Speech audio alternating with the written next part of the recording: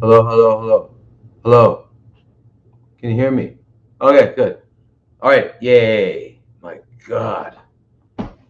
Oh, oh, okay.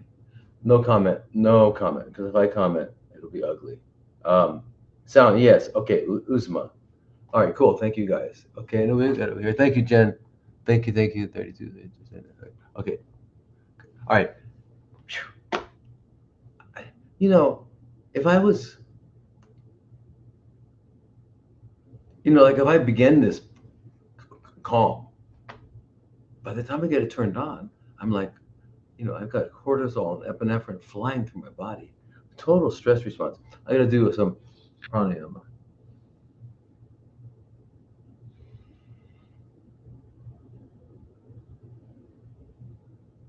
Yeah, I don't have time to do it all, but there we go. Humming, it activates your top two branches off your vagus nerve, which is really important because that gets your vagus going, right? And that's not Las Vegas. It's not Henderson. It's nothing like that. Okay. So we have sound. Okay, good. All right, you can all hear me. Good. So anyway, let's do that thing. Other thing I have to do. Where is that again? There we go. All right, cool. Now, what do I have to say? I have to say, okay. Yeah. By the way, another a thing I have to tell you folks all the time is this, and that is, um, right now I'm currently here in this country, and you can get through to me via um, Oasis. Okay, an Oasis Healing in Arizona, right? Okay, that's the flagship. That's where we've been for a long time. 20th year. We've been there 19 years, I guess. And So we're always operating. We're always going. So even though I haven't opened up in Thailand yet, and you know, we're building it. If anybody's sick right now and you need help, you can't wait until I open in Thailand. You have to come. You have to come here.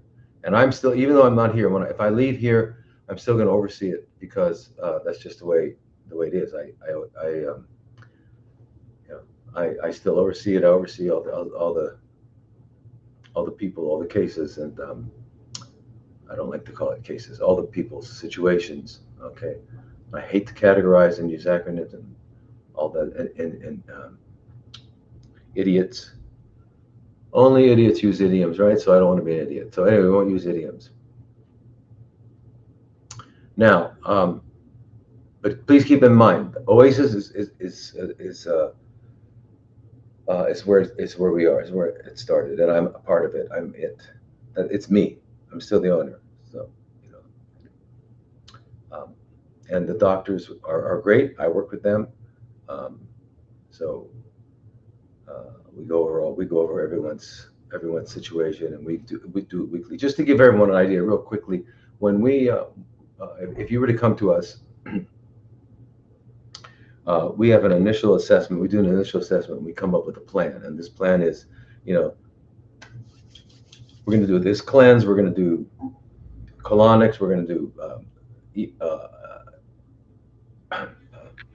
colonics. We're going to do lymphatics. We're going to do balancing hormones, exercise with oxygen therapy. We're going to do kinesiology, movement snacks. We're going to do all that sort of thing, and we're also going to do maybe 3 vitamin C's a week, maybe 5 to 6 B17s a week, and uh, 2 or 3 artesanates. It depends. Artesanate is different. 1, 8, 21 is kind of our protocol now. And then uh, whether we do quercetin, curcumin, ozone, So anyway, all of that plan is evaluated every Wednesday. So every Wednesday we have what's called a plan of care. It's where I get together, the other doctors get together with the nurses, with the massage therapist, with the colon therapist, with the um, people that teach meditation and how to mellow out. Um, we all get together, the chefs, chefs and the people that even the administrative people. We go over everyone's situation, and if anything has changed, if anyone's not doing well with a particular therapy, if something hurts, something bothers them, we're not getting the effect, so we modify it. So it's not like in any other place where I've ever seen where that you're given a program. We're going to do this for, especially conventional. That's the Rockefeller thing is we're going to do this for 12 weeks, and then at the end we'll see how you're doing. And then, but that doesn't make sense to me, because if things aren't going right, you need to modify as you go. And that's kind of how life is too, right? We've talked about that many times, right? Life, the way you stay on that wave is you got to surf it. Okay, if it goes up here, you're going to have to go with it. You can't tell life how it's going to happen. Life is going to happen. So it's a wave. You're riding that wave, and you've got to listen with your feet and listen with your being, listen with your heart, listen with your spinal cord, listen with your brain, listen with every aspect of your being. Listen, and you move accordingly. And if you can do that, you'll stay up on that board. That board goes, So I equate healthy living to being able to serve, keep maintaining that quality, and to maintain the quality, to be able to assess your situation as it changes from microsecond to microsecond. So to keep that awareness, you need to be sober, clear. You need to have slept. You need to have eaten right. You need to have emptied your bowels. You need to have taken care of your oral hygiene. You do all of that stuff, and you will be able to serve. You're going to ride that biggest wave, the biggest wave, Okay, you can go down to, where was that we used to go in Oahu? So up in North Shore. You guys all remember that. Anybody from Hawaii? Anybody from Hawaii out here? Anyway, what's that big place we used to go up in on North Shore? They had all the surfing contests. Anyway, you can win it. You can win it if you do what I say. If you do what I say, yeah. Okay. So now, as you all know, we're on, Instagram. We're on Facebook. We're on Twitter. We're on YouTube. We're on Rumble. We're on our live stream at drlodi.com/live. And I think that's it. We're working on one other one. But anyway, we're on those, and they're all at drthomaslodi.com or drthomaslodi, except for the Twitter or X, whatever you call it. It's drthomaslodi MD. Okay, it's the only one. The other ones are that. Okay, so we're there. And by the way, all of these are recorded. Unfortunately, those early parts are recorded too. While I'm doing somersaults in my brain and somersaults on the air. Yes, those are recorded too, just in case you want to. I can't go back and watch any of it. It makes me, it embarrasses me to see myself. You know how it is. Remember, we're all human, right? So, some people try to say we're all the same. By the way, we're all the same. Yes, even Brad Pitt, and even the guy in Matrix, what was his name? The guy that did the Matrix. They're the same. Can you believe it? They're the same as us. They're no different. My question is, why does the person who's dedicating their lives to teaching our children, like on a subject like mathematics or whatever it is, not make enough money to live? Whereas Tom Cruise makes one movie and gets $20 million. Is that fair? Is that more valuable? How about the guy that cleans up? I was alive during there was a big garbage strike in New York. Anybody else around then? You guys remember that? The garbage strike?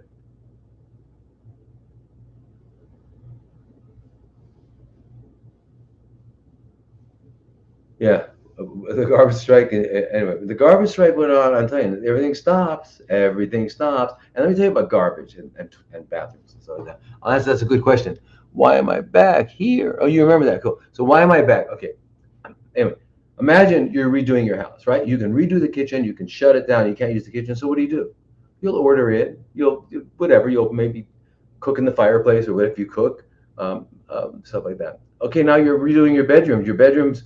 Okay, so you're doing so everyone sleeps in the living room, or you sleep in your brother's bed or something like that. We figure it out, right? Okay. So any room, the if you've got a music room or whatever. But when the bathroom's out, time to move. Time to move. Isn't that weird? So my point was this: why is it that the person, some jobs or some work that people perform is I can see maybe a little bit more because it took skill to learn it, and I get that, but not these vast numbers. And at least the guy who's or a lady who's working every day hard or as best they can, it's not, that's got to be enough to have a standard life. And you know what? I've been around the world many times. I've been to many, many countries, and I'll tell you, every country I go to, the normal person, the average person, is a wonderful, beautiful human being who just really wants to live, just wants to live and love and have a family, and and one house is enough, and one car is enough. I mean, they don't have to have many. Now, I know some people have to have that. And if you work harder and you want to get it, that's fine. That's not the point. My point is that the person who does work hard, who is doing everything right, should be earning enough money to take care of his family or her family, or if they're alone. That's all I'm saying. I just think our values are a little, well, let me take that back. They're not a little, they're terrible. We value we value. I mean, I don't know what it is. What do we value? What do we value in a superstar, a celebrity? Their looks, the way they look, and that is more important than the kindness that this janitor shows a little girl who's blind and is learning how to do. I mean, no, no, no, no. It's not better. So I just want to. I don't know. I'd love to see if us come back. We're in the world right now. We all know there's a big change going on. We know this is really like unprecedented times, and there are many words for what's going on now. It's people are saying it's Armageddon, end times. Um, this is the Great Awakening. It's the Great the Great Reset is them. Sorry, but there's a great awakening happening. There's something happening. There's a major shift happening on planet Earth. Major shift. And so here's the thing. What I would like us all to do, I really think we should all do, we should all come together. Those of us who get it, whose eyes are open, let's come together and let's utilize our collective power. And we have our amazing collective power. I've mentioned this a lot, but I'd like to mention it again. And I think I'm gonna probably mention it next week, and then maybe even every week. And that is this: we have a tremendous power in not doing. Okay, we don't have to kill, we don't have to fight, we don't have to blow people up, we don't have to do that stuff.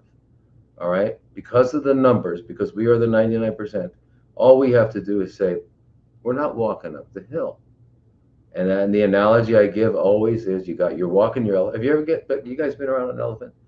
Not everybody has, right? But I've been around a lot of elephants in Thailand, and these guys are big. They're big, huge, huge. And you're going to go up this hill, and the elephant sits down and says, I'm not going. What are you going to do? Okay. Anyway, metaphor. We are the elephant. They are not. They are the guys, the mahout, they call it. Okay. So anyway, we have a collective energy. We have a collective power in doing nothing, in not doing. And but we've got to be strong. We've got to have the courage to say no. We have to be just like when you're playing poker. you're playing poker, you have to be willing to lose. If you're a good poker player, you're willing to lose. It's called bluffing. But this is not a bluff. This is just saying no. This is going back to what we people in America grew up on, hearing about this guy, was it Pastor Henry? Give me liberty, give me death. That kind of thing. But I'm really blown away and so proud of and happy for. I hate to use the word proud of, because pride is not a good, noble characteristic. But so happy with a lot of European countries that are standing up and having the courage to do what they have to do to say no. And what's going on in the truckers down in Texas, and yay, come on, you guys are doing it. You guys are doing it. Okay, let's get together, folks. Okay, let's save. We're talking about. We're not talking about like another interesting story, another news item. We're talking about saving the human race. Saving the human race. Please let that sink in. Oh, LinkedIn, I forgot LinkedIn. Okay, so now, and TikTok, we're on TikTok, and that's the only one that doesn't replay this. Right, okay, it doesn't replay this. All the other ones are recorded, so you can watch this again. All right, so we're going to go over some questions tonight, and honestly, this is the first time I didn't have a chance to look at them. It's terrible. I didn't have a chance to look at them. Put that there, and I'm just fooling around. There we go, and that's there. Okay, cool. All right, now, so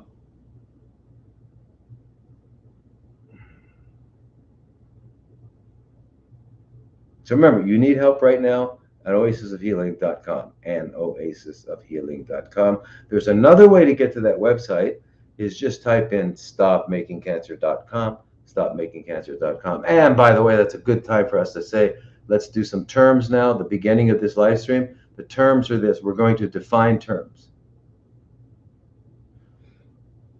I'll go over that.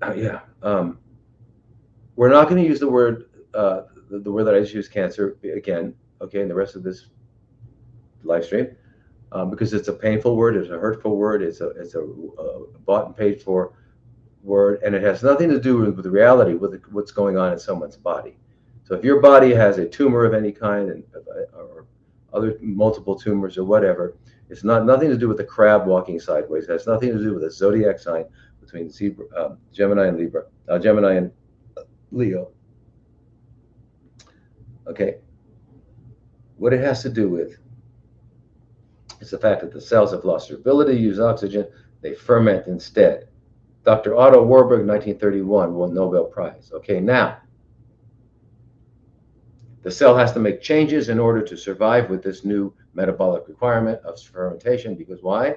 Because you're only making 2 ATP for every glucose. ATP is energy molecules. You're only making 2 instead of 38.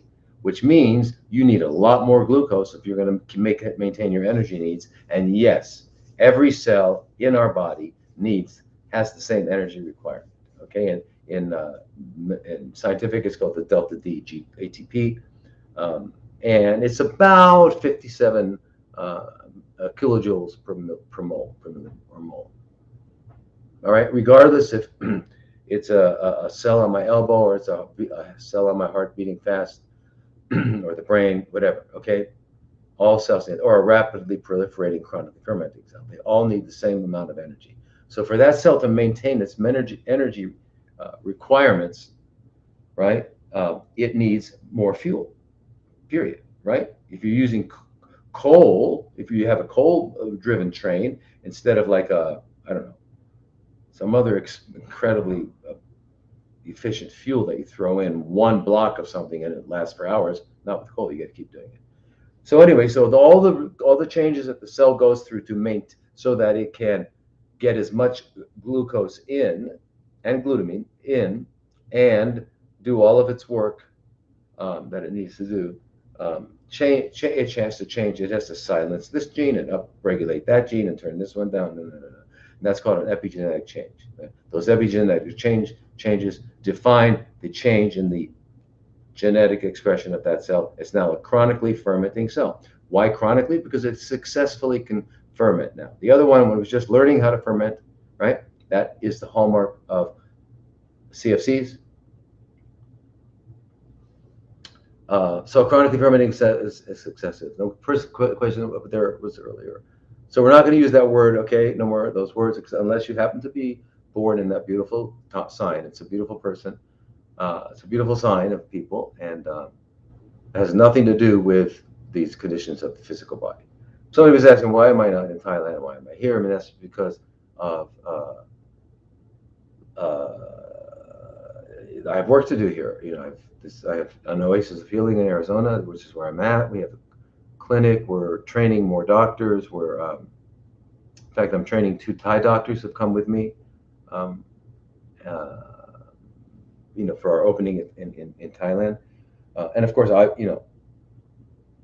whether we're here in America or in Thailand, the overall care will be overseen, directed by me, and it's not because I'm smarter or anything at all. It's just because I have a unique way of looking at the world, or at physiology and illness and things like that. It seems to be unique. For me, it's normal, but the reason I think it's unique is because I haven't found anybody that gets it. Nobody gets it. So that's why I have to really remember. And a lot of it has to do with language. A lot of it has to do with language. When you talk to people, the way you talk to people, the language you use has a big, big, major effect on people. Major effect. So think about it. What's the difference between saying I hate you versus I love you? Big difference. Just one word. We know that has an effect. So in all of our language, when we're talking to when a doctor is talking with a student, that some places call patients, we call them students. When a doctor's talking to a student, or a doctor or a sensei or a teacher is talking to a student, it's the way you talk that you're able to teach. You've all been to class and you can't learn from the teacher because the teacher is derogatory. The teacher is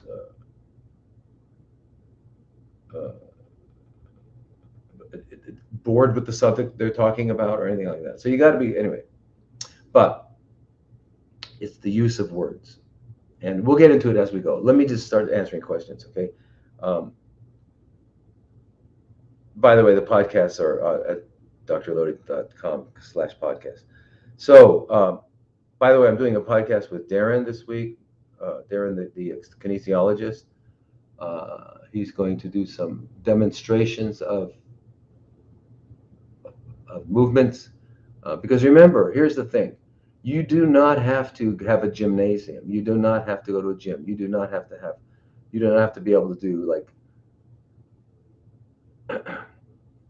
so many reps and all that, right? What you need to do is to get strong and healthy and a good body, a good circulatory system and all that. That's what you need. You don't need to have hypertrophied, enlarged biceps and enlarged thighs. You don't have to be enlarged. You just have to be strong and sturdy. Strong, okay? Strong, right? You all remember Bruce Lee? Bruce Lee was like a kind of a skinny little guy, right? And then when he was like ready to fight, he wasn't that small anymore. But all in all, he was small. So in other words, you don't have to be big and bulky. That's what we're talking about. That's why you don't need gyms. The world is a gym. Who are like probably the most healthiest people you know? Look around you. They're your kids, right? Unless they're sick, they're your kids. And why? Do they go to gymnasiums? No, I mean, unless you have your kids enrolled in gymnastics. They don't do that, right? They are playing, and that's what we've got to learn to do, play. Okay, so anyway, I'll be doing that with Darren on the brain and how your behavior can maintain your mind's ability to think, your cognition, your cognitive function. And we talk about chemo brain. We talk about a lot of people nowadays are, I mean, some people that I work with think that it's due to the fact that we are surrounded by electromagnetic frequencies of different kinds of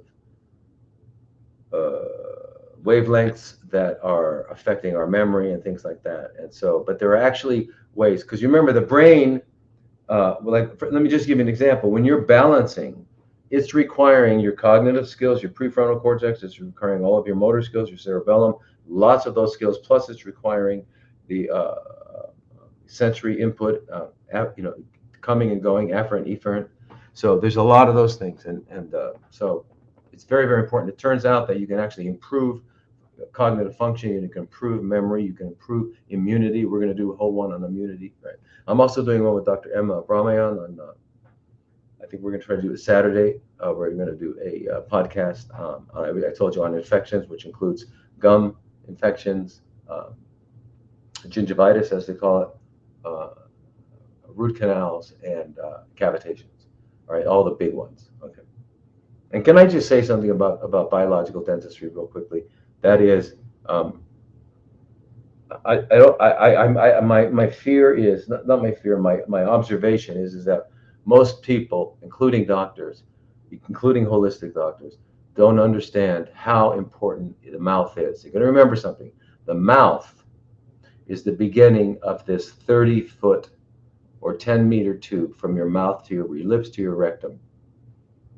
And it is that tube in which, it is that tube that allows us to transform, to transmutate substances that are in the world into flesh and blood and into energy. This tube. And this tube, if it's working optimally, you're going to live long and prosper. In this tube are 100 trillion microorganisms that are not helping us, they are part of us. They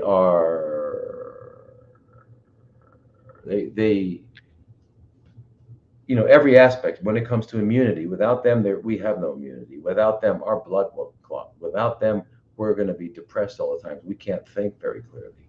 I mean, these guys are part of every aspect of our being, every aspect of our ability to function. And they've got to be in the right combination of, it's called your microbiota. They've got to be in the right combination of proportions, right? Kind of like you have an ecosystem of people. Let's say you're all going to move to an island, right? You're going to have 300 people living on the island. Okay, well, then you're going to have to need a certain number of plumbers, a certain number of carpenters, a certain number of chefs, a certain number of teachers, like that. Same kind of thing. So for a healthy gut biome, now remember, why are they going to stay there? They're going to stay there because they have the food they need to eat. What food do they need to eat? Well, it depends on what you're raising. If you're raising the healthy gut microbiota that we need so that we can take care of any, so that our immune system will be strong, so that our brain will work.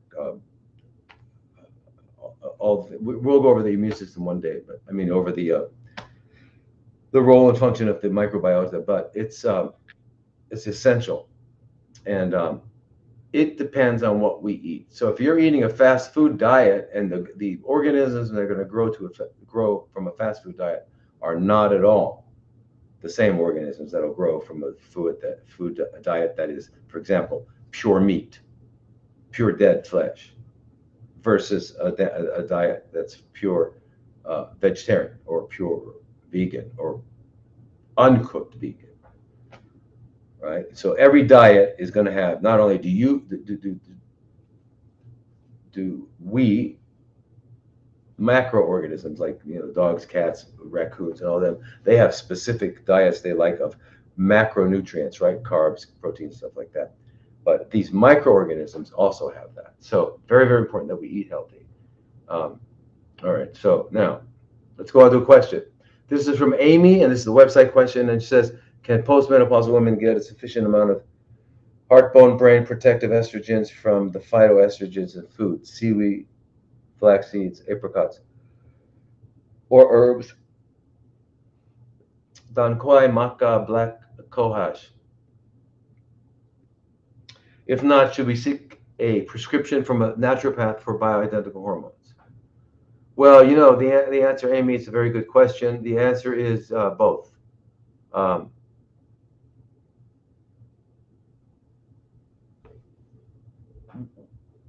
we don't eat enough of the healthy foods. Unfortunately, we grow up eating foods that we uh, became habituated to by our parents. Okay. Um, but so part of what I like to do with people, and the reason what we're going to do in Thailand, where we're going to have I think like a minimum 3 months where you come, you take off your shoes, you can use your cell phone. I'm going to have one place once a day, one area in this whole big place. It's going to be a big, wonderful, like in the forest, overlooking a lake, and little villas. And we're going to have a healing center with yoga and meditation, and we're going to have our shoes off. We're going to be touching the earth. We're going to take silent walks. We're going to get up early in the morning. We're going to go down to the ocean. We're going to we're not going to go home at night because we're going to be living there. We're not going to go back to hotels. We're not going to be watching TV shows that show us all the stuff that God gave us. All the things we grew up with, right? We grew up with TV shows. We grew up with commercials. We grew up with people telling us what to eat. Like if you're German, this is what you eat. You eat sausages, stuff like that. If you're Italian, this is what you eat. You eat pasta. Chinese, you eat this. So whatever it is, live monkey brain. If you're in Tennessee, you got to have some bull testicles. If you're in Mexico, you're going to have some tripe, because it's delicious, things like that. So all of these foods that we're going to eat. So what I don't want, why do we want to do this? Because when you get CFCs, everybody, as you well know, you've all known, it's not hard to get rid of it. Man, you can go to a surgeon, they can cut it all out. You can have the best surgeon in the world, they cut it all out. Did they cut it all out? Of course not, because they can't get the stem cells. They cannot get the stem cells. All right. And as they're cutting, we now know what happens during surgery. I'd like to tell you all what happens during surgery. And the reason that I reserve surgery for only times of life-threatening situations where it's absolutely necessary. Okay. And the reason I do is because surgery, we now know, for example, when you first have a 1 gram, which is just barely palpable, like a nodule on the prostate, a little tumor on the pancreas, colon, doesn't matter where it is, breast. If it's a little 1 gram, that means it's been growing for at least 8 years. At least 8 years. And during that time, there are multiple microscopic islands that have gone all over it. This is just the primary one, wherever it happens to grow. Whatever tissue structure it happens to grow in is the primary one. Okay, and so it needs to grow. And in order to grow more than 1 millimeter, it needs to have new blood vessels. It's called angiogenesis. Angio refers to blood vessel, and genesis refers to beginning. So angiogenesis, you have to have angiogenesis. So it sends out chemicals called cytokines, which stimulate the production of um, blood vessels. At the same time, this primary that's gaining strength is sending out messages to all of the other islands to um, what's the word? My mind. Oh, I just said the word. Anti-angiogenic, against growth, preventing new blood vessels from growing. So now if the new blood vessels aren't growing, all of these little micro islands cannot grow. And so you go and you get a scan and they go, well, we don't see anything. We just see this one little thing here. You've got stage 1, according to the Rockefeller ASCO, American Society of Clinical Oncology. According to their protocols, their names, you've got stage 1, which means what? For them, it means they have certain treatment, services and drugs and sales that they can provide you, products and services. Okay, that's what that means. And they say, of course, it's easier now than a stage 4. By definition, everybody, stage 1, it's in the same place it began, wherever it is. You have a chronically fermenting cell, group of cells. Maybe I think you need like 1 billion of them to find them. You got 1 billion or more. Now it's a little mass. You got 1 little gram. Okay, but it hasn't really gone anywhere. It's stage 1. Stage 2, it's actually going and it's starting to break down the architecture of the tissue in which it is formed. Stage 2. Stage 2 can actually be pretty big. Then stage 3 means it goes into the lymphatics, and stage 4 means it's gone to another organ. That's what they think.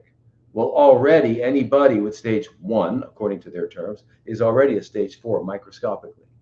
So the point is, when you do the surgery, you remove, or you do the, and I got, anybody want to, if we could do a share screen here, which we can't, someone's going to help me so that we can do a shared screen with live stream through Zoom or something.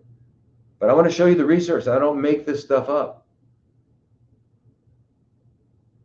Okay, so you remove that inhibition and all those other little guys. So yeah, you took it out, fine, great. But all the little ones can start to grow because their ability to produce new blood vessels has now been permitted, enhanced. All right. All right. So that's why. So when we do it, though, but sometimes you need it. Sometimes you need it. You've got a tumor that's excruciatingly painful. You got a tumor that's blocking a vital function. You got a tumor that is, in a place where if it grows anymore, you're in trouble. You've got to. There are certain situations where you've got to do it. And for that, we say, okay, let's have as much time as possible and start getting ready for it, prepare for it, right? One of the things you would take is Pectisol, which is probably the most well-known brand of modified citrus pectin, because that's helpful because when you do the surgeries, chemicals produced called galactin-3, which enhances metastasis, and this stops it. It's really good. It's also a powerful modified citrus pectin. It's also powerful anti-inflammatory. And as we know, the whole adaptive physiology of a person that has chronically fermenting cells is that of chronic inflammation. So you want to turn down inflammation in any way you can. So Pectisol is very good. There are other, Pectisol is a brand name, and I'm not particularly promoting it at all. It's just the one that that was used for all the studies.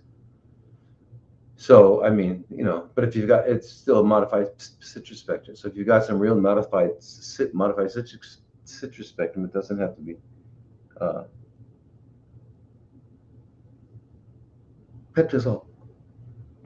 So anyway, so we would do things like that to prepare you to have the surgery. So when you had the surgery, we also make sure you don't get general anesthesia if it's possible, give you locals, do something completely different regarding morphine for afterwards, the pain, because we know that morphine not only paralyzes the gut, makes pain worse, actually, paralyzes the gut so you can't digest, assimilate, and you can't move your bowels, but it also suppresses natural killer cell function. It's like, what? All the bad ones that you want? Yes, it does that. So we'd prefer not to put you on those. And there's ways of doing it. Cannabis does it. High doses of appropriate cannabis will get rid of the pain. There's many ways. Anyway, we prepare for it in that way. But remember, if you need something, you're going to get it. If you need, it's integrative. It's an integrative approach. If you there's nothing we're doing to get rid of the pain with them, then of course we have to use the narcotic or whatever we have to use until we don't. Okay, because our goal is not to. All right. Now, so this question here by Amy was seaweeds, flaxseed, apricot. Absolutely. Not only do you get, the phytoestrogens, you get what are called lignans, and lignans are a what do you call it? Lignans are usually thought of as unhealthy. People want to avoid lignans, but it turns out they're really, really important. They're some of the most important things. I mean, that's what the flavones and the isoflavones and all that stuff in soy. All right. So, all right. So anyway,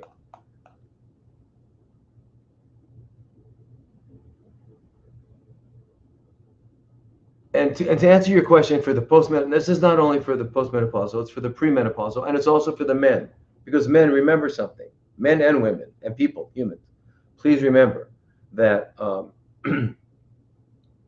we all have the same hormones. Men and women have the same hormones. The difference is the uh, percentage of what? Men have more testosterone than estrogen. Women have more estrogen than testosterone, and progesterone more than testosterone. However, they have them. We all have DHEA. We all have pregnenolone. We all have cortisol. We all have aldosterone.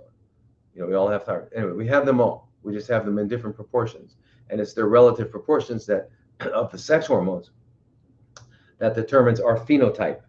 Phenotype. Remember what phenotype is, everybody? Yeah, over here. Phenotype. Where did you go?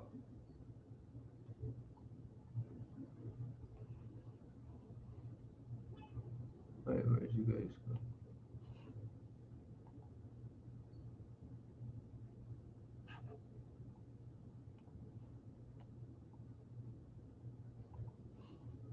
Hello.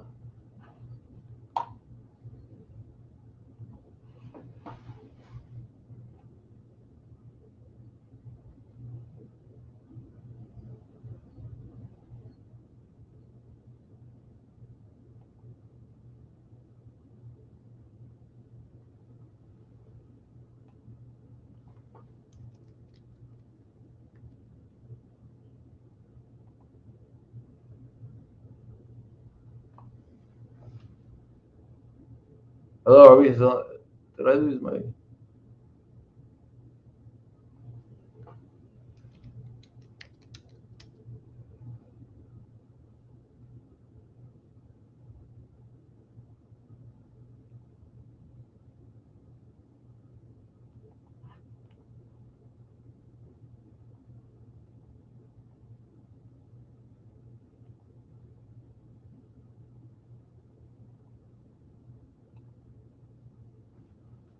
Are we still on Rumble? Oh, thank you, everybody. That's beautiful. I'm glad. I'm glad. I'm glad you. I'm glad. That's why I do it. Are we still on Rumble? What the heck happened? And all that stuff.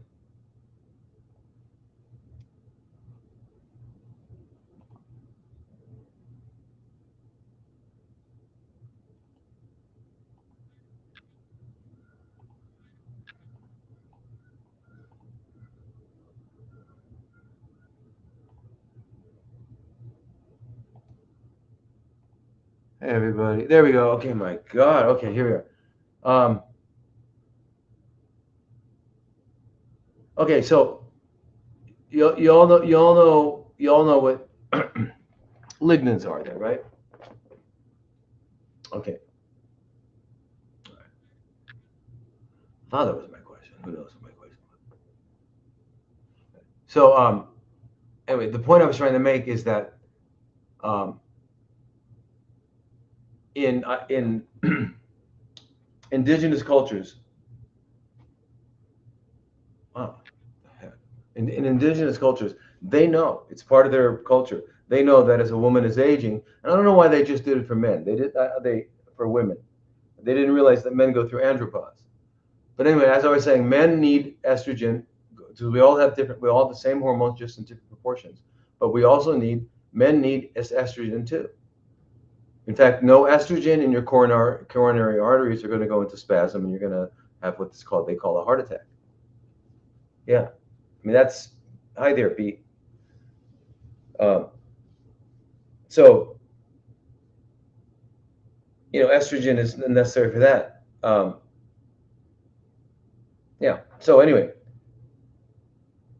it turns out that with prostate CFCs, the big one for men, um, is has the same effect, the exact same effect. That the phytoestrogens have the same effect on prostate as they do on the breast, and that is they make if The studies show if you eat it all your life, your incidence of CFC of any organ is diminished greatly. Secondly, if you do get it, it's going to get better quicker. Right. Why is that? Because estrogens are a steroid molecule that have a particular function, and that function is based upon the receptors they land on. And so there are alpha receptors and beta receptors. And there are a lot of beta receptors on the prostate, on the breast, on the ovary. When it lands on the beta receptor, now landing on the beta receptor does not mean just one thing. And that's the beauty of, it's not only the beauty, it's the miracle. It is the truly awesome. I mean, when I say awesome, please, I'm not one of you, I never say the word. You've never heard me say, oh, maybe once in a situation like that. I don't use that word except when it's awesome. And awesome is a sunset. It's not a car. Awesome is going to Sedona and looking at the mountains. That's awesome. Not buying pretzels. Awesome. Okay. Anything else can I help you? That's not awesome. Okay. Please don't use the word. Or that was really awesome. No, it wasn't awesome. Awesome comes from the word. What does awe come from? Comes from the word what? Awe. What does awe mean? Awe means you can't talk. You're so blown away, you're so impressed, you're so moved that you can't talk. You're in awe. All right. So going back to that, what I was just talking about, that we are in the awesomeness of our biology, of our existence. Say what? 60 to 100 trillion cells? Nobody knows, man. Whatever, it's a lot.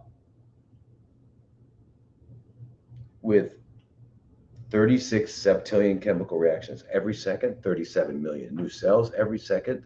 And what? It's all working. What? And,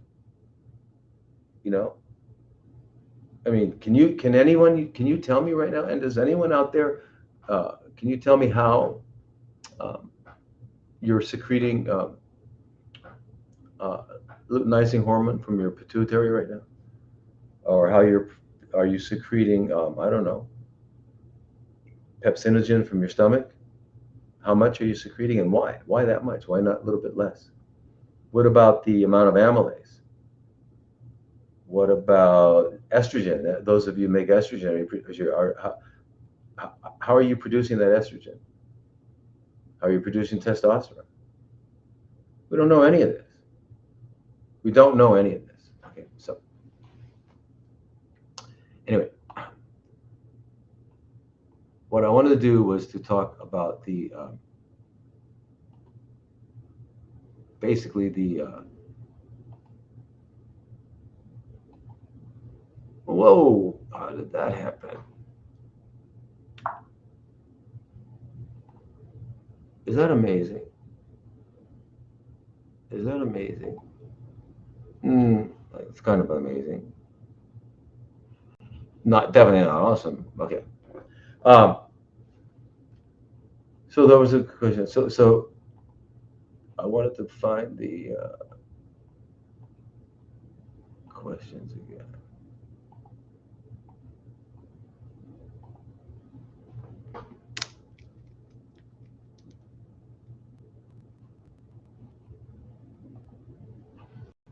Okay. So so the question regarding can someone with flax and eating flax and the phytoestrogens from soy, etc. Okay.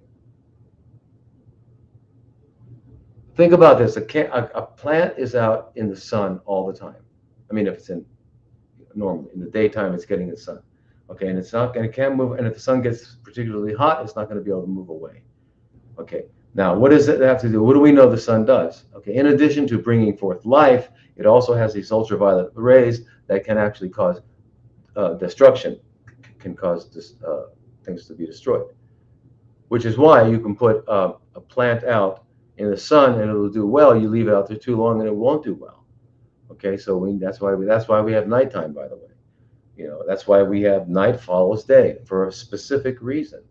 And that's why we have moonlight as opposed to sunlight at night. And what is moonlight? Well, it's the reflection of sunlight. Okay, good. What is sunlight? Well, it's got qualities that bring life, and it's got qualities that bring death. Anything stays out in the sun long enough, it'll shrivel up and die. All right, so it's got that negative thing. Okay, well, the moonlight is the mirror of the sunlight. That's what moonlight is. By definition, it mirrors it. So you get the mirrored effect. And the mirrored effect is almost like the progesterone and estrogen. Estrogen and progesterone. It's the yin yang. It kind of undoes it. So we need nighttime. All right? That's why we need nighttime. All right, so the estrogens that we use, so the estrogens that are produced are different only depending upon the receptor they hit. And so what kind of receptors do you have on your breast? What kind of receptors on your prostate? Whenever we say estrogen receptor positive, we're always talking about the alpha receptor. That's what they're talking about. Because why? When the alpha receptor is stimulated, it causes it produces all of these factors that make things grow and proliferate, which is the job of estrogen, right? To make breasts grow, to make the inside of the uterus grow, to make things grow. Okay, and then the progesterone is going to undo it. Now, it turns out that soy has genistein and some other isoflavones that are part of the lignin. And I think probably the most studied, the red clover, and in addition to the genistein, red clover and what are called the coumestans. Okay, and it turns out that all of these lignans, which some people think lignans are bad. I don't, remember, there's no black and white. Something is going to be deleterious in a certain environment, pH, in the presence of this hormone, in the presence of that molecule, it's going to have a detrimental effect. Whereas in this other microscopic milieu factors, heat, temperature,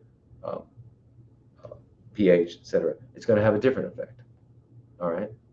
Now, isoflavones and flavones. The reason when I talked a moment ago about being out in the sun and getting all that exposure to the sunlight, the plant develops what are called antioxidants to unoxidize the effect of the ultraviolet light. The ultraviolet light will split apart things and cause electrons to leave a molecule or an atom, producing a free radical. You produce a free radical, you have damage. Okay, so then the antioxidant is going to fix that. And we've got an antioxidant enzyme system, right? Kind of controlled by a gene of ours called NRF, which can get turned on or get turned off. And those aren't the ones that we eat, but those are the ones that are the antioxidant enzyme systems we have, such as superoxide dismutase, such as catalase, such as thioreducin. There's several. Now,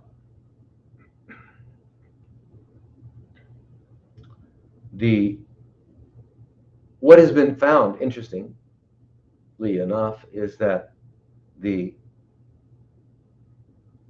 vegetarian diet gets more lignans, gets of those kind of lignans. So I'm talking about the soy isoflavones, right? I'm talking about the genistein. I'm talking about the green tea gets more of those. And just as it turns out, when we do large-scale studies, now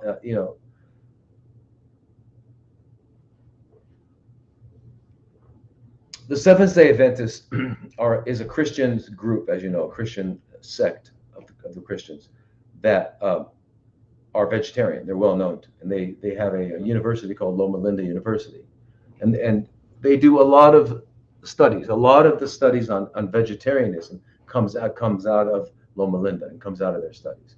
And they've got large numbers, large cohorts. A cohort is the name you put on a group that you're studying versus another cohort. So the cohort that gets the treatment, versus the cohort that doesn't get the treatment, the placebo cohort. That's all that means, just a word. Okay. So they look at large studies of 300,000 people eating a vegetarian diet versus 300,000 people or something close to it eating a non-vegetarian diet. That's just looking at that one variable. And they want to see what is the outcome for all-cause mortality. And then you can look at specific ones. So it turns out that all-cause mortality is decreased with vegetarian diet. Okay, all-cause, what do you mean? So CFCs, okay.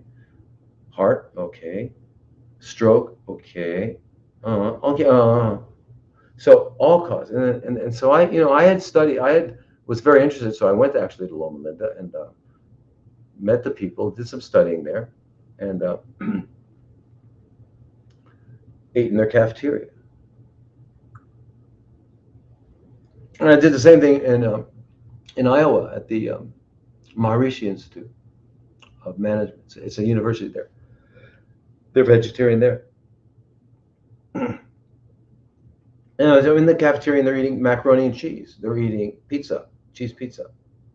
They're eating mock meat of some kind. They're eating French fries. So they're still eating poison, or as we call it, junk food. But I really would want you to understand that you can't put the word junk and food in the same sentence. You can't have junk food. There's no junk food. It's either food or it's junk. It's not a hard one. Easy to get. Okay. So I look at the study and I say, wow, you mean just because they didn't eat the corpse of a dead animal, all they ate, but they still ate junk? That blew my mind, because I would have thought, no. I would have thought they should have exactly the same. Okay, I didn't realize the profound effect that it has from eating flesh. But then again, I have to remember that we are what we are. We've got a 30-foot gastrointestinal system.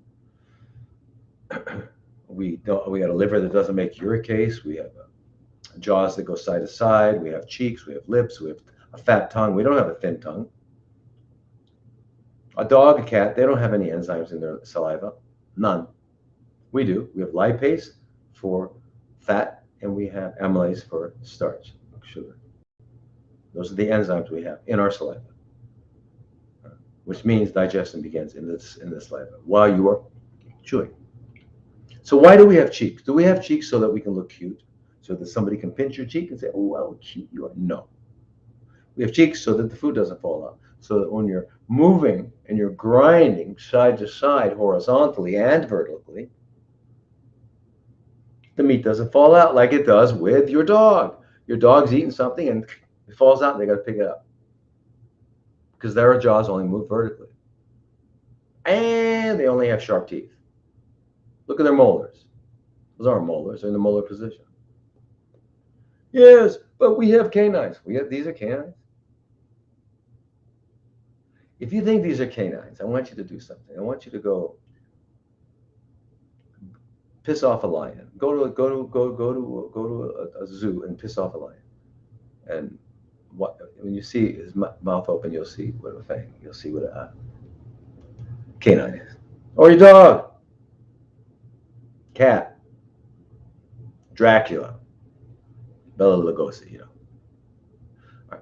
So, and why would they have long piercing ones? So that they can pierce.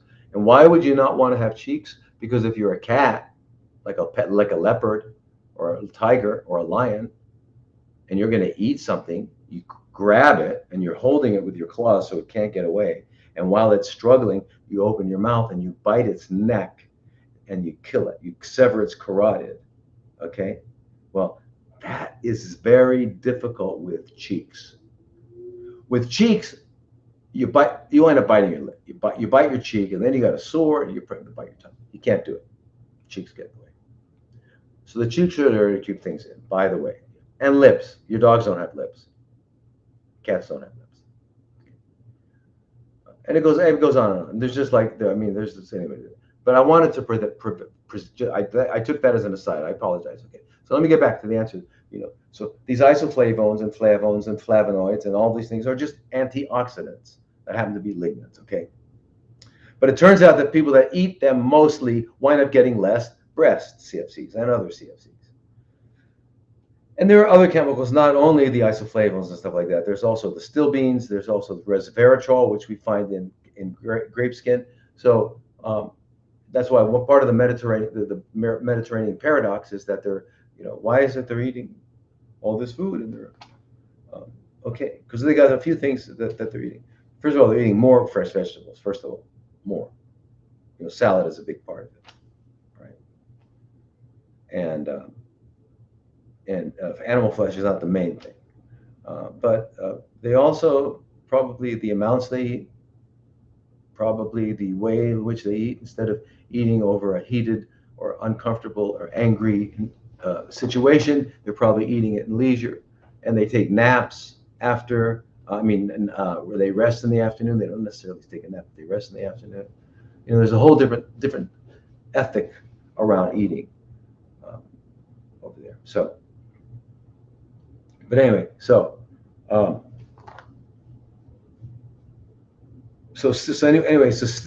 resveratrol and the wine. So they say that the red wine, because the red wine that's resveratrol, and that's true. That's true. But if you don't like alcohol, you don't want to drink alcohol, you can drink grape juice, or you can just eat grapes. You're still going to get it. That resveratrol. That's where it's found mostly, but there is in other places as well. All right. And then there's something called prenonargerin, which is another one that is also pretty amazing.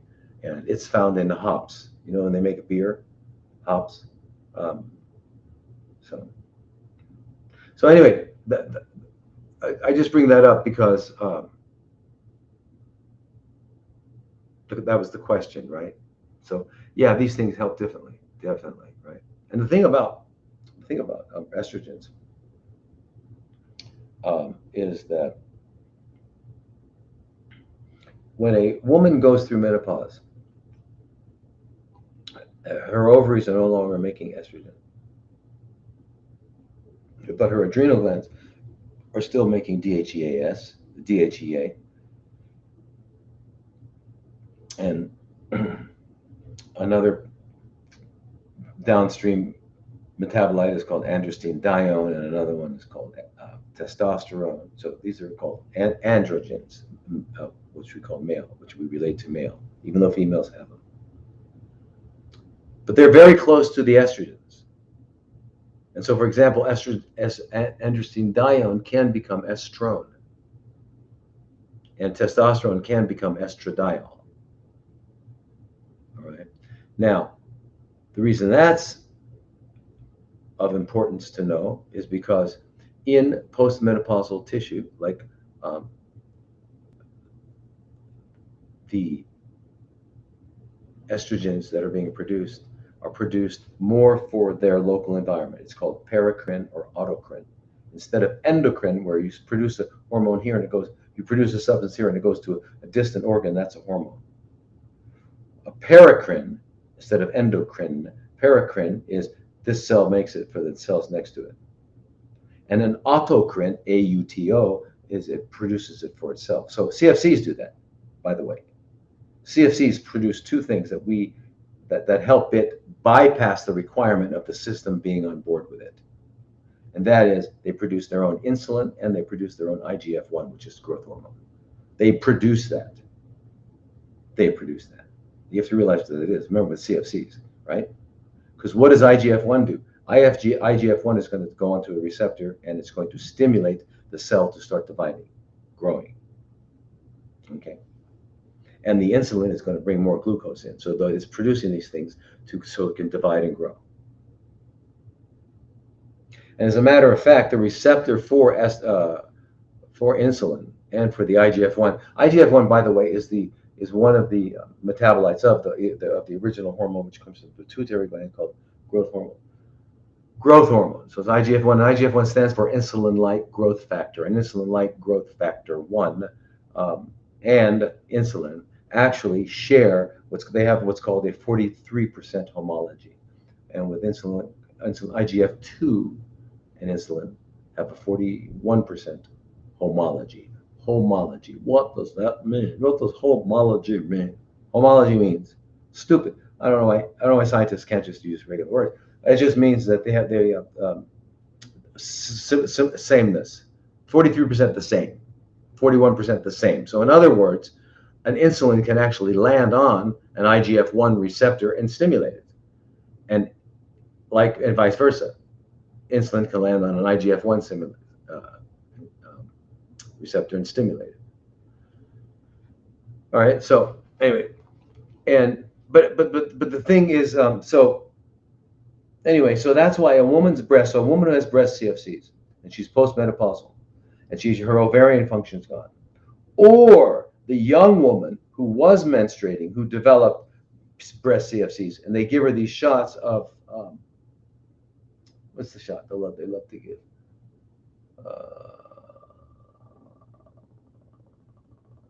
Oh, my mind's not working. You all know. I mean, they give these poor women the shot, these poor men the shot, and it blocks their hypothalamus, pituitary, and then gonads. And the gonads are either testicles or ovaries. It blocks that axis, so they're no longer producing anything. They're not producing testosterone, estrogen, progesterone, anything like that. And they figure, well, if I just shut the whole thing down, that'll be working good. No, it doesn't work. Why doesn't it work? Because that's not the cause. That's not the reason. That was part of why it was happening. It was part of the adaptive process. But what do we get after that?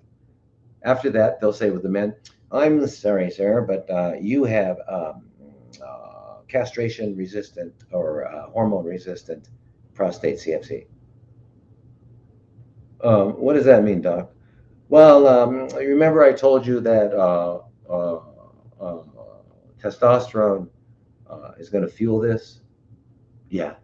That's why you took me off all this, right? Lupron. That's why you gave me the shot of Lupron, right? Yeah. Well, now it's not working that way. Even though you have no testosterone, it's still growing.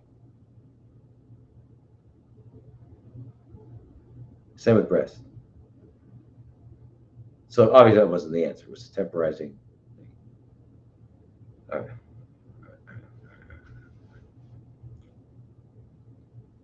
Now, one of the other isoflavones, and you've all heard about it, is quercetin. And what I love about quercetin, and there's one other one called apigenin. What I like about these is that they actually are potent beta inhibitors. They're also aromatase inhibitors.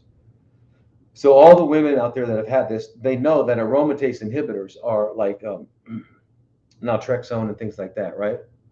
But you take those, you wind up getting osteoporosis, you get all kinds of complications from it because it's a drug and all that stuff. But these things here do it. Quercetin,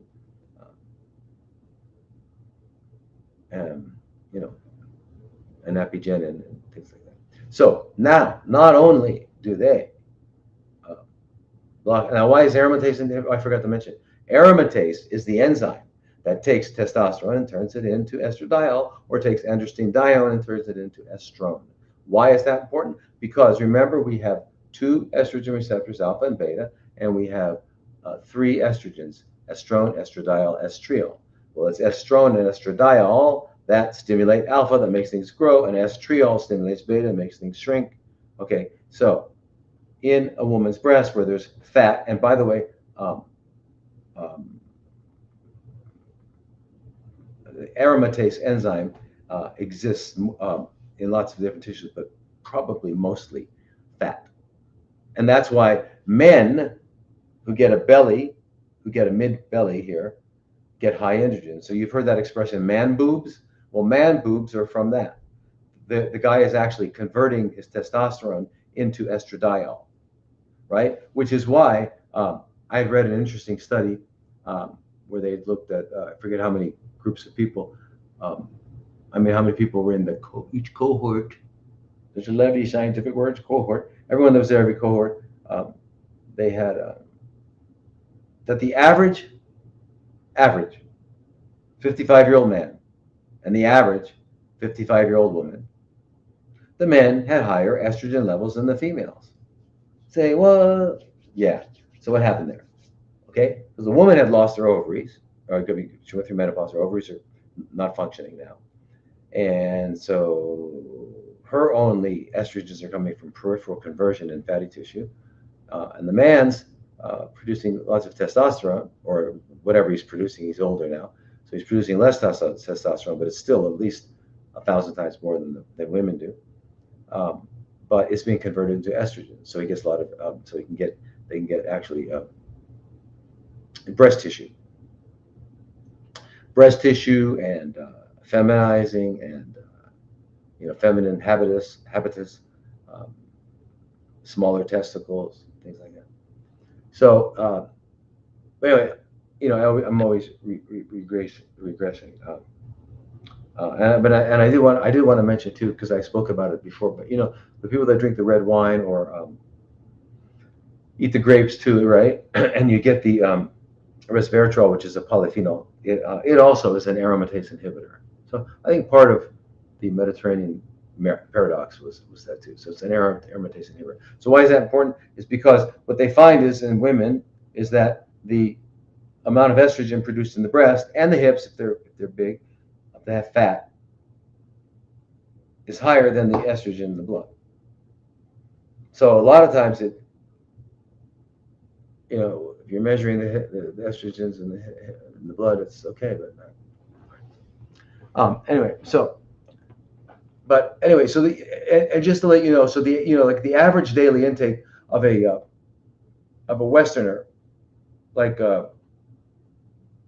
when I say when I'm saying Eastern, I think Chinese, Korean, Japanese, but mostly Japanese. The Eastern populations actually have of the phytoestrogens have probably around 30 milligrams a day, but they actually have more than that. I mean, I would say it's closer to 70 or 80 milligrams a day, whereas the Westerners have 10 milligrams a day, or I mean less than 10. Some have none. Okay. Now, what's interesting too, I just want to tell you something in terms of epidemiology. Everyone knows what that means. Epidemiology means when you're just looking at the incidence of something or what's going on in a large group of people over time. So epidemiological studies are just observing things for a long time. So epidemiological studies of Japanese show that they had, at one point they had very like almost no breast CFCs and no prostate CFCs, and they ate soy all day. So soy is bad for you. I mean, and green tea. I think the three things that saved Japanese, that made them live 10 years longer than us, are not eating natto kinase, which is soy, eating natto, eating green tea, and eating seaweed. Those are probably the main ones. Plus, they eat very little. Okay, so now I won't go into details of it all, okay? Because the woman, the question you asked me could be I could answer that as a whole treatise, yeah, but what's very interesting is that even in triple negative breast CFCs, that the genistein and the soy phytoestrogens are helpful. So, I mean, yeah. So who knows? Who knows what all that means? Let me just see if I can get that over there. Yay! Look at that, how that happened. Great. And there, where are we? We have sound now. Yeah.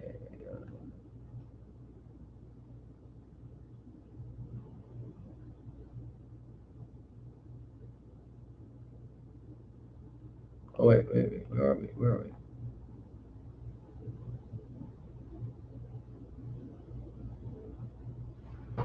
Okay, so all right, here, good question. Okay, let me just ask a couple questions that I see down here on the thing, because although I usually do that.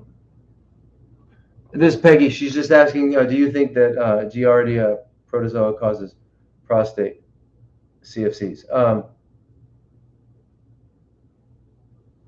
Giardia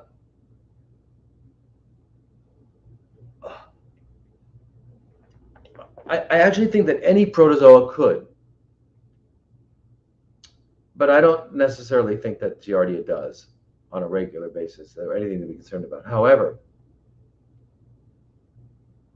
you all had, you've all have heard of toxoplasmosis, not toxoplasmosis, trichomonas. You've all heard of trichomonas, right? So trichomonas is, let me put the light on here. Yay, there you go. Okay, so trichomonas is, women are familiar with it because it makes them, they get an odor of fish, and men, and they get it from men. Men are silent carriers. But for example, here, these are protozoas. They're just one single cell. A protozoa, by the way, is a single cell organism.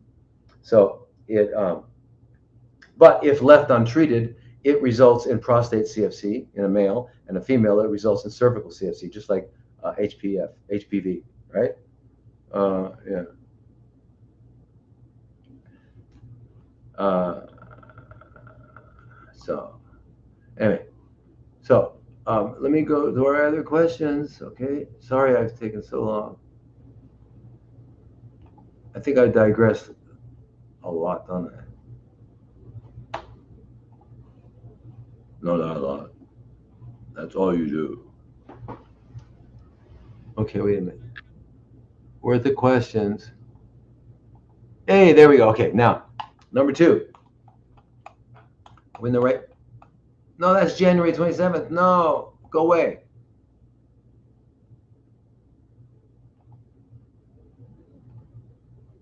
Oh my God.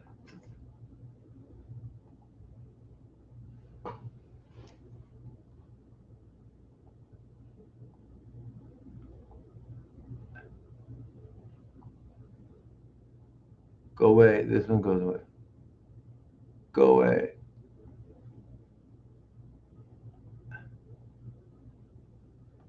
Go away. All right, we're getting closer.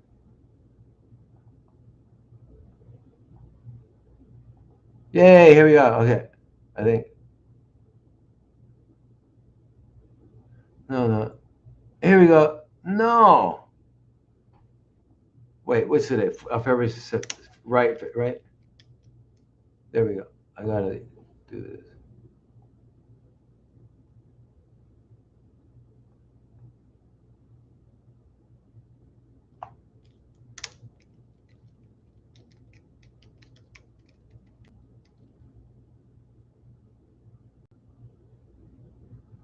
What's today, you guys? 14th?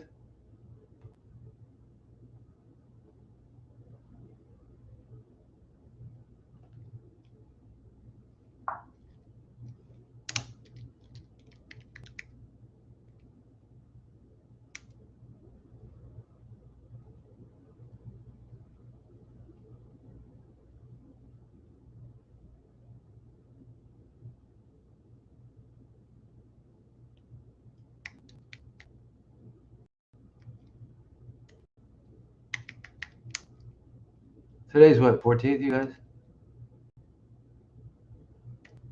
Come on.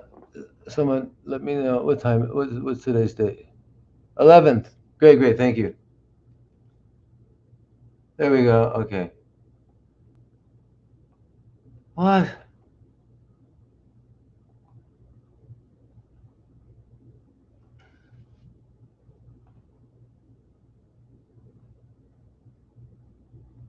Listen, I apologize, but listen, I want you all to be thankful and grateful for one thing, that you don't have my mind. You don't have to be with it all the time. I'm stuck with it all the time. So imagine you don't have, at least you only have to be exposed to it once a week. Uh, Here we go. 11th. What's wrong? Why didn't that show up before? Okay, my God, you go away now. All right, cool. And you can go away now. Okay, cool. Here we go. Now. All right, now. So Amy, your question was, do we get a sufficient amount from this? Actually, we do if we eat it right. Right? What I recommend everybody. I don't care if you're male, female, premenopausal, postmenopausal, pre-andro, andropausal, andropausal. What doesn't matter to me is, well, if you're, if you're under, like, if you're young, if you're small, but if you're like an adult, I would say 6 tablespoons of chia seed, two porridge. Have a porridge. Put whatever you want in to make it taste delicious. Got to be good. Got to be good. Number two, flaxseed smoothie, 2 tablespoons, ground up. Okay, then put it in a nut milk and whatever you want. Okay, have that. Eat avocado. Eat coconut oil, um, and nuts, seeds,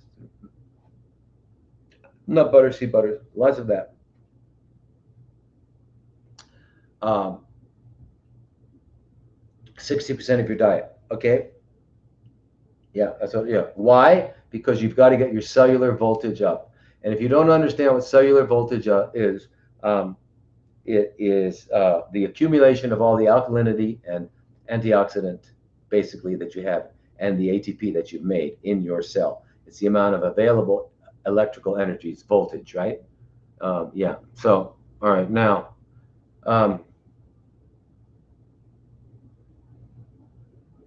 Next question by Michelle. Oh, anyway, so then Amy. So if not, then should we seek a prescription from the naturopath for bioidentical hormone? Yeah, you don't have to go to a naturopath necessarily. I mean, they're great if they'll do it, but you can get, if you have a good medical doctor, which is rare.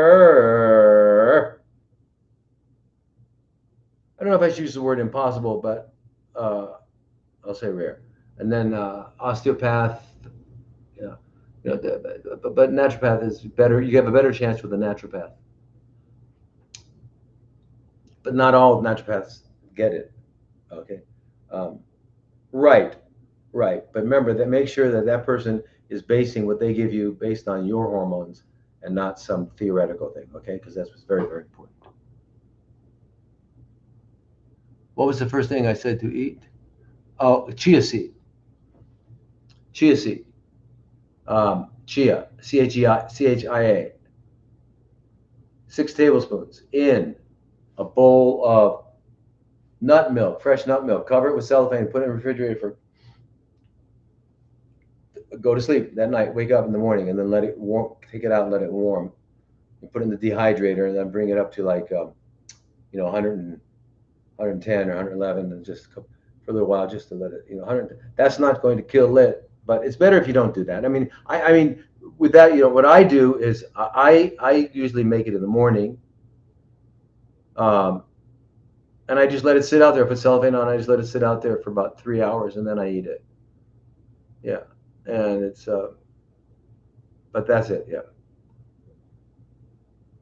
you need fat because you need cellular voltage, because without all voltage, you will not heal, no matter what your condition is, period. You will not heal. Healing requires voltage. Healing is voltage. Dr. Jerry Tennant is the king of that stuff. He's the one that really came up with it. He deserves a lot of applause and respect. He's an amazing man. He's an ophthalmologist from Texas. He invented LASIK. He has like several patents under his name. He got real sick himself. He figured out what was going on.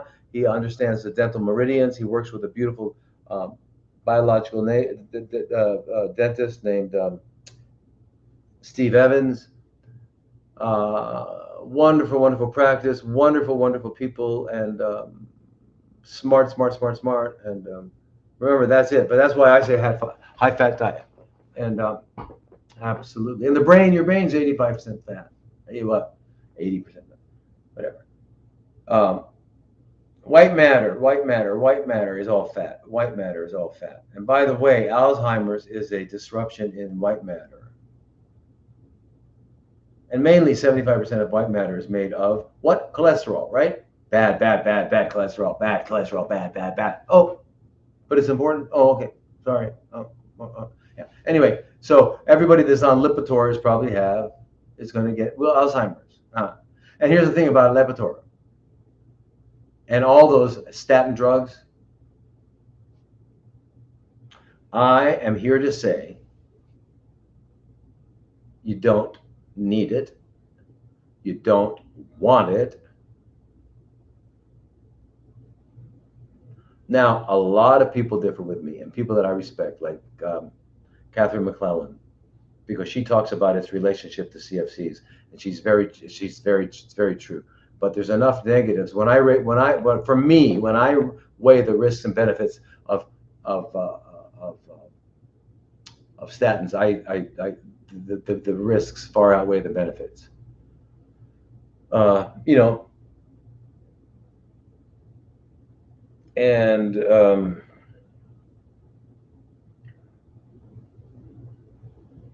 so anyway, there's been a definite there's a pretty much of a uh, parallel between the rise of Alzheimer's and the rise of statins use. Yes, CFCs use more statins. CFCs use more lots of things, right? And we work as much as we can to in metabolic therapy like that. But there's some things we don't. Just because for me, there's too many other things that are you can do that you don't need it. But again, that's my opinion. To Catherine McConnell, the deepest respect for her. So don't listen to me, necessarily. All right, so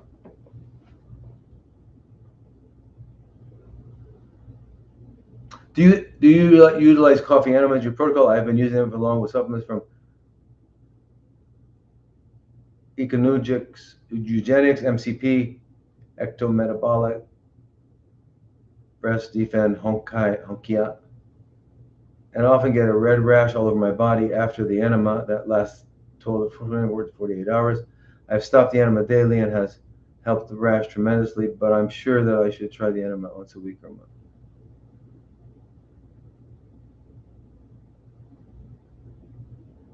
Oh, wait a minute. So you use all that other stuff, but if you're taking a coffee enema, that gives you a rash. That doesn't really make sense. First of all, everybody, a coffee. There are two kinds of enemas. There are retention enemas and there are cleansing enemas. A cleansing enema is a saltwater enema or a water enema, right? That's a cleansing enema. So if you're going to do a retention enema, which could be wheatgrass, which could be uh, uh, uh, broccoli sprout juice, any kind of coffee, green tea. If you're going to do a retention enema, you're retaining it so that you absorb it, and you can utilize some of the nutrients from it. Whereas a cleansing enema, you're getting rid of feces. Two different things. But before you do any kind of retention enema, you want to do a cleansing enema. Why? Because if you have feces in the way, you won't get the full absorption of what you want because it's going to get blocked. And secondly, it's going to stimulate a bowel movement. It's going to make it uncomfortable and all that. So you do your cleansing enema first, and then you do your retention enema, whatever it is, okay? And when you put it in, you put 2 or 3 or 4 pillows under your butt so that your pelvis is higher than your chest, so water runs down uphill, and you get the water goes up into the lower part of your colon, where it's just more likely to get picked up and go to the liver, which is what you're hoping for, right? So I don't know why you're getting red. What kind of coffee are you using? Getting a red rash. The one that I've used for years was S.W. Wilson, I think it's called, and but it can be anywhere. If you can get organic coffee, it's green. It's still not roasted, and I think they roast it. I'm not 100% sure, but I think it's something like 45 seconds. It's a very, very light roast. It doesn't smell like coffee yet. It doesn't look like coffee. You're cooking it. It smells like you're making oatmeal or something.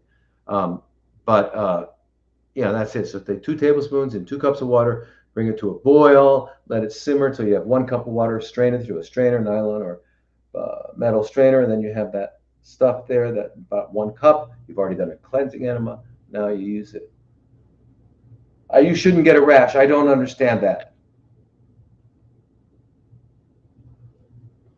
Also, everybody, what you're doing with the coffee enema is you're hoping to upregulate the glutathione S transferase, which is a phase 2 detoxification enzyme in the liver.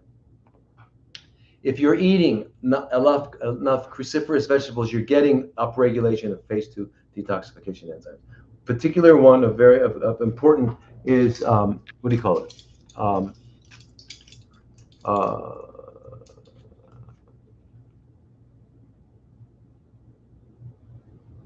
I mean, glutathione transferase. I'm sorry, that's one. But there are others in that phase 2 group. And broccoli sprouts, which is remember broccoli sprouts. I forget the exact proportion ratio, but a handful of broccoli sprouts is probably equal to about at least a half a kilo of broccoli nutritionally in terms of isothiocyanates and things like that, which is what you're looking for. So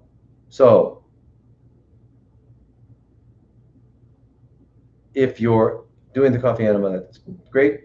If you have trouble doing it or you can't do it or whatever, at least take 2 tablespoons, 2 handfuls of broccoli sprouts, fresh organic broccoli sprouts that you sprouted, put them in your smoothie every day and have them, get them. Okay, because that way you'll be getting it raw. You got to get it raw. Yeah. Excuse me. 1 second. I am freezing. I got to turn down the.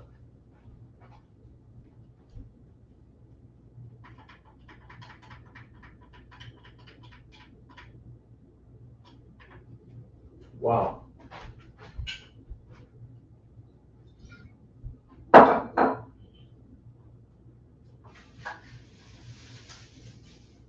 It's freezing here. You know, I was really surprised when I came, when I got here this time in the U.S. It's so cold. I don't remember it being so cold.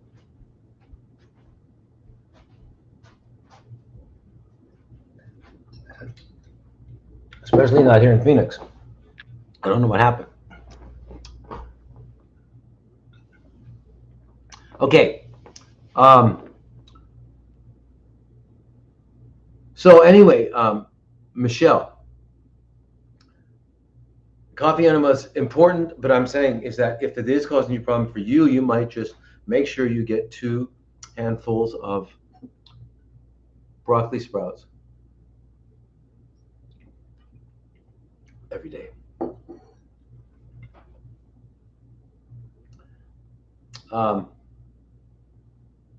But you should not get a rash from coffee enema. So I don't know something, the coffee or something or your enema bag or whatever. I'm not sure what it is, but there's no reason for you to get a rash unless you're allergic to. Like I was saying, can you drink coffee? Or I don't know. I don't know. We'd have to talk. But that's what I'd say. Anybody too. If you don't have time or you don't like coffee enemas, make sure you're getting phase 2 upregulation of your liver. Boy, I'm itching. I always itch in Thailand. Where are we? Oh, yeah, this is the land of lizards and snakes. This Arizona, yeah. Okay, Jennifer, this is I need advice on how to lower my right ventricular systolic pressure. I'm 48, no meds. I have always had a normal medical history in labs, but a recent abnormal wellness EKG at work led me to an echo. I don't use tobacco or alcohol. My blood pressure has never been, because I took a mini PFT the same day.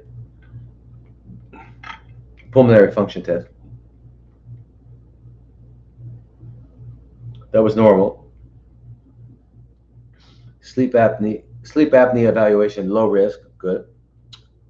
No asthma, no COPD, but I've been using Dr. Ed Group quercetin and lung health for 6 months. His iodine for a year, and recently added CoQ10. Intermittent fasting, 18 to 24 hours daily over the last 3 to 5 months. Lost 50 pounds, cleaned up my diet, started walking in the evenings, referred to cardiology, but I have to wait 2 months for an appointment. Don't go to cardiology. They are saying possible pulmonary hypertension. If I wouldn't have had the echo, I wouldn't have known I was wrong. I feel normal, no shortness of breath. Maybe I need more time with my recent lifestyle change to make a difference. Thank you. Okay, I got it. Okay, so this, everybody, you heard the question. This is from Jennifer, and she had a wellness EKG. She's been clean. She lived a clean life. She hasn't smoked, drink, things like that. She's never had sustained high blood pressure or anything like that. No asthma, no lung problems. But they're saying that she's got pulmonary hypertension. What that means is that um, pulmonary refers to lung, and hypertension refers to high blood pressure. So she got high blood pressure coming from her lung, right? So, because remember, your your right ventricle, your heart's got four ventricles, four chambers. Okay, there's two bottom ones, right and left. The right pumps the blood into your lungs, where it exchanges oxygen and O2, and then it goes back into your left heart. Um, so there, so the pressure coming from the right is going to be what they call pulmonary hypertension. Now,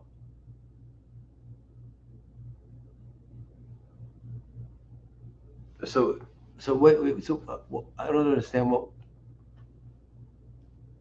So you're taking all these things, and you've had some lifestyle changes. Okay, you're not eating. Well, okay. Well, here's the thing. I'm not sure. I'm not sure what you're eating. Like, you didn't really state. Um, uh, but okay. I would just got to tell you, I would be eating plant foods. I would stop eating.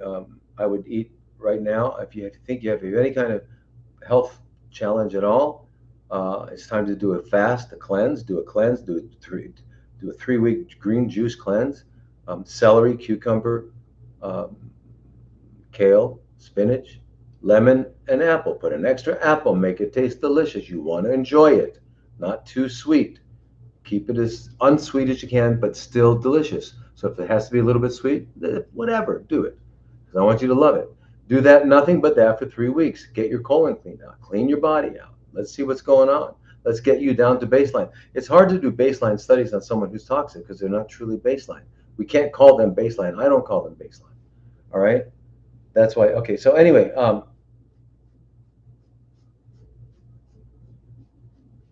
you know, the uh,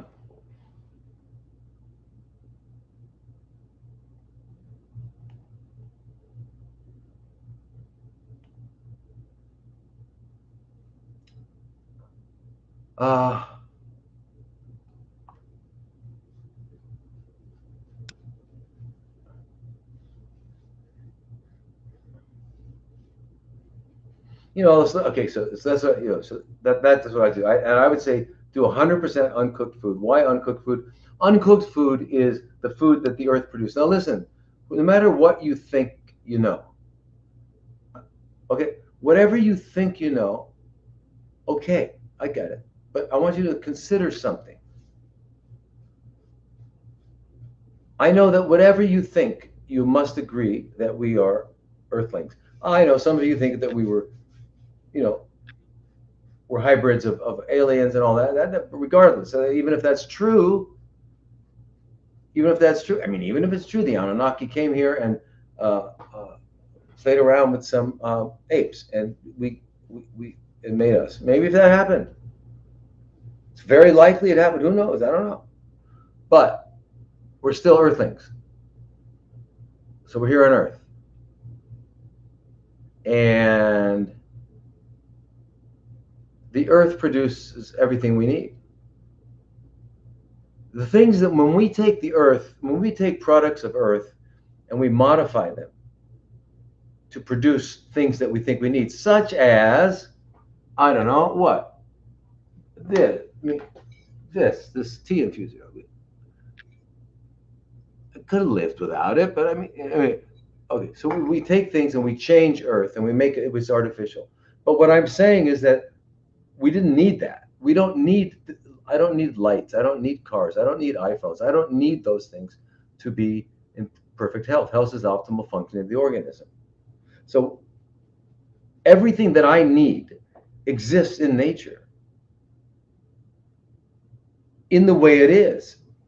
I don't have to have a forest fire first to burn down to cook my food so that I can eat it. I don't need to have that.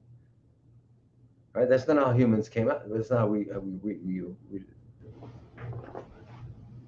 right? So I don't know.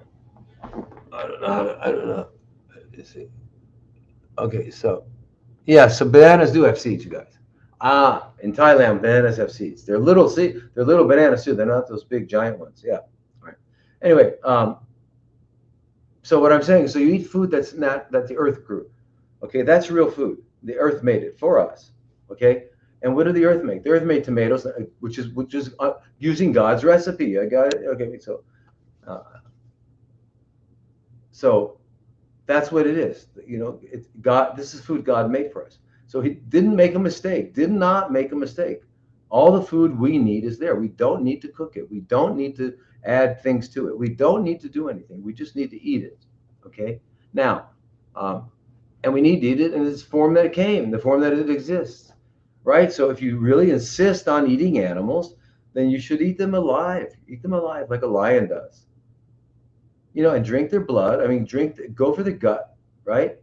Eat eat the undigested stuff in their small intestines, maybe some stuff in their stomach, but eat the ovaries, eat the adrenal glands, eat the lungs, eat the heart while it's pumping, so you can get a really juicy mouthful of stuff. Yeah, you know what I mean?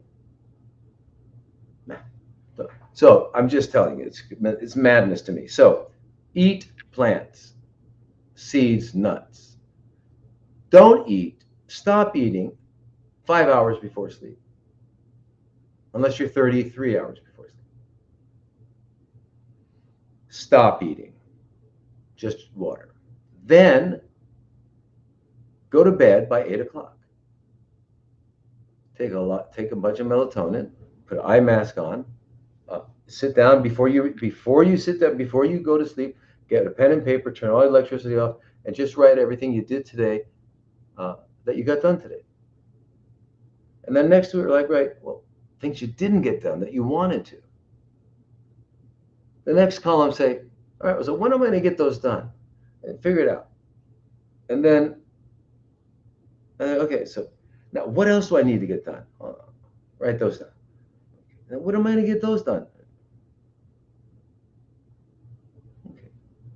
Now, do I have any long, short? Oh, I got this short-term goal. Yeah, I want to remember. I want to. Okay, write it all out. Put it down. Get a book. Keep a book. Do this at nighttime. And you're kind of emptying your mind. I call it a mind enema. Yeah, I'm in Arizona. That's all.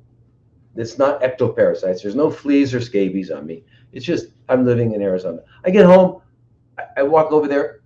I come through the door. I got to just take my pants down and scratch my legs for at least 10 minutes. Yeah, it's like a ritual now. It's ridiculous. So yeah. Actually, my daughter gave me this soap with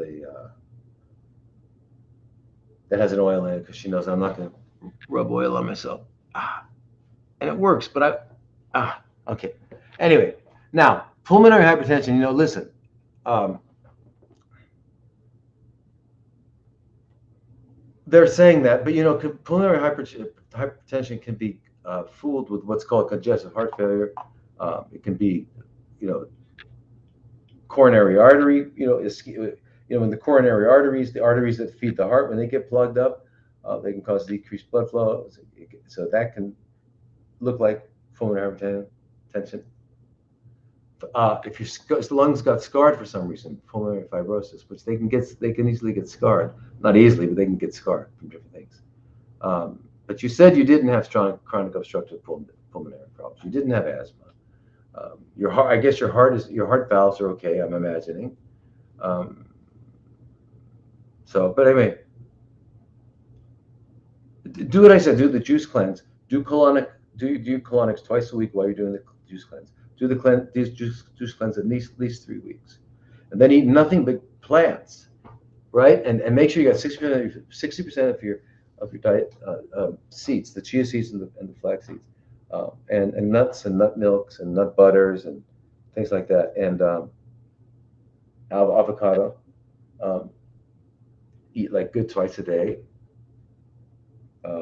If you eat fruit, eat it always alone. Never eat it with anything else. So that could be a snack.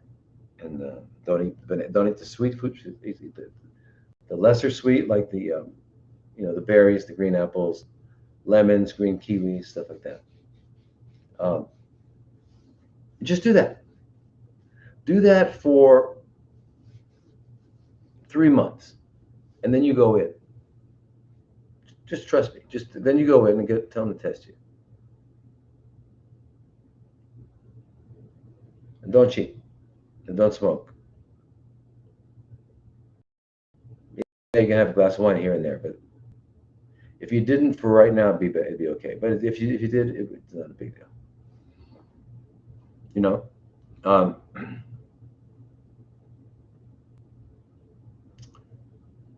uh,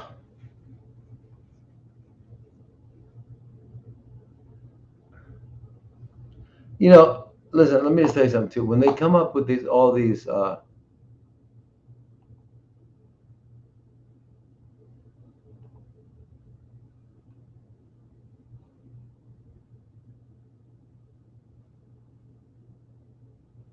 wait,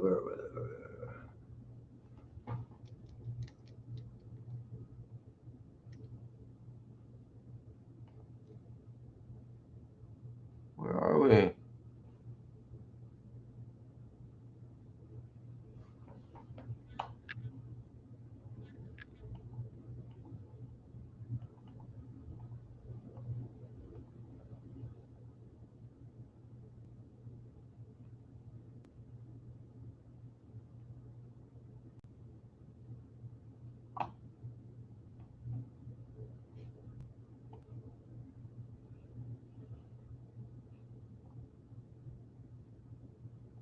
I'm sorry, everybody. I'm having.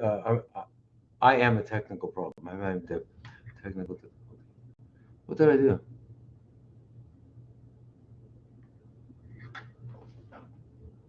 Everything is okay now. Were we always here? Did I lose people again? This one ended. This one didn't.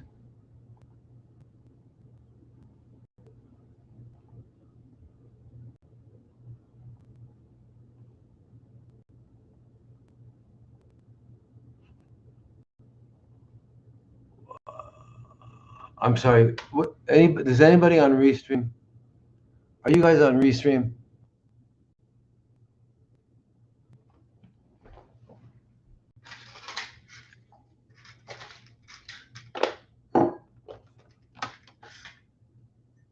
I mean, are you got anybody on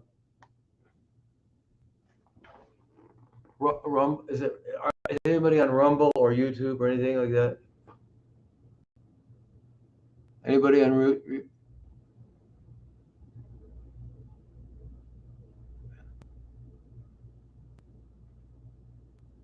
It says, thank you, Lord, for being an angel to these three people. I really need your help. What three people? I'm happy to help somebody, but I'm so confused right now. I was on Restream, which does Rumble and YouTube and all at Facebook. Is anybody there anymore? Is Facebook there?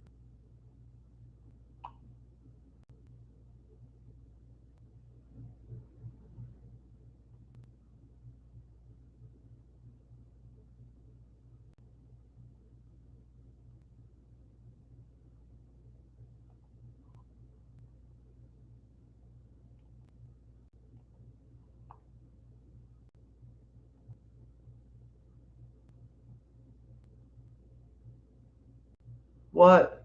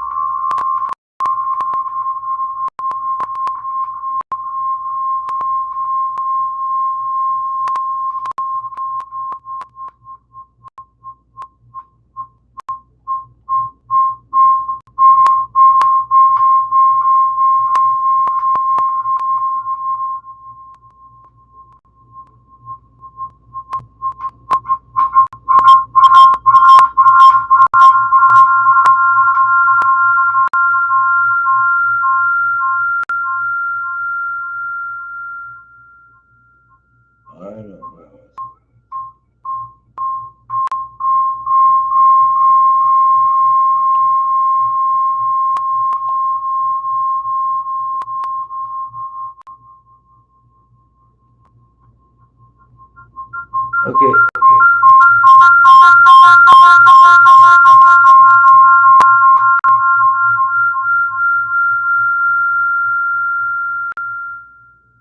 What?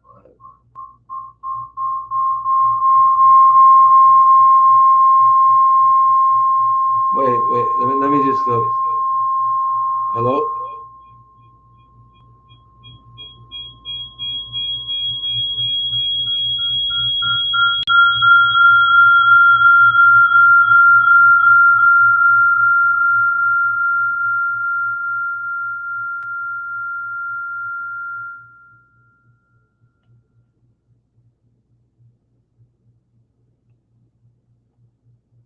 Wow.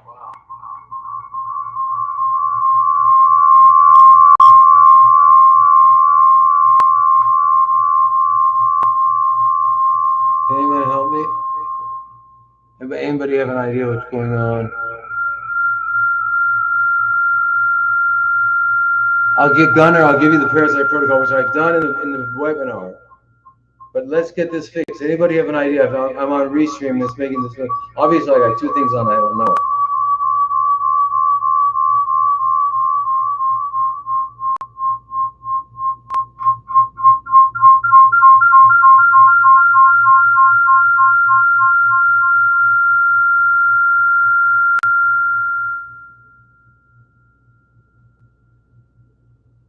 Is that okay?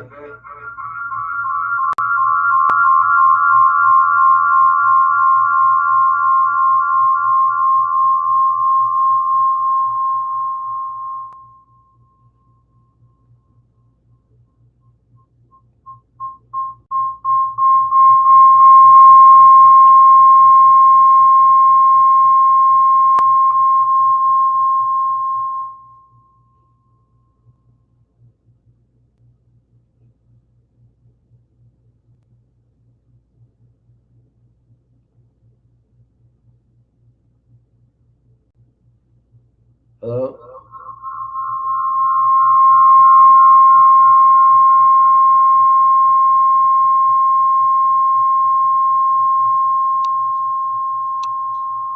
Yeah, Australia, Arizona. What's going on? Why is this? Why is? Can you hear the? Can anybody hear the echo?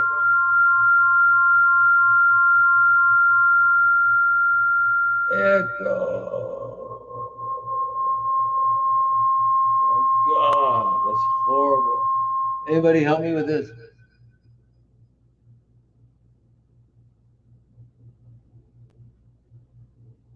Yeah, I know it sounds like feedback.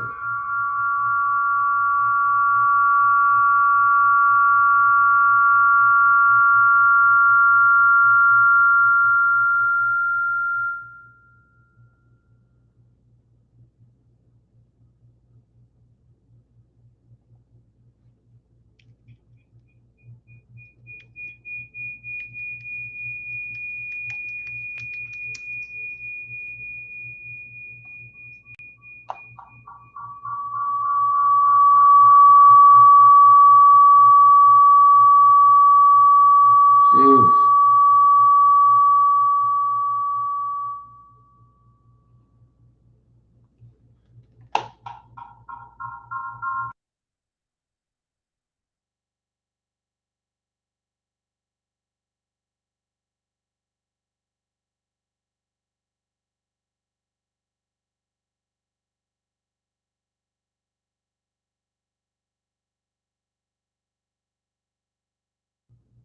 Hey, she's right. It's time to wrap up. I'm really sorry today. And I didn't.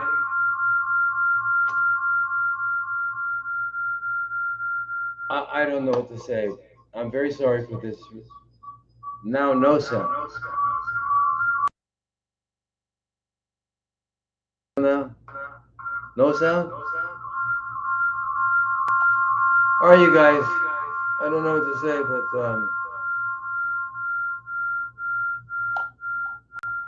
what the heck? I don't necessarily have to leave right now. If anybody wants to stay on, I know you're. Some of you are late, West Coast or East Coast.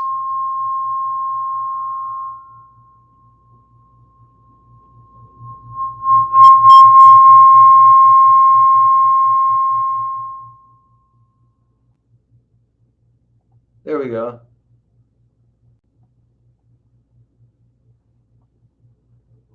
There we go. Can you hear me?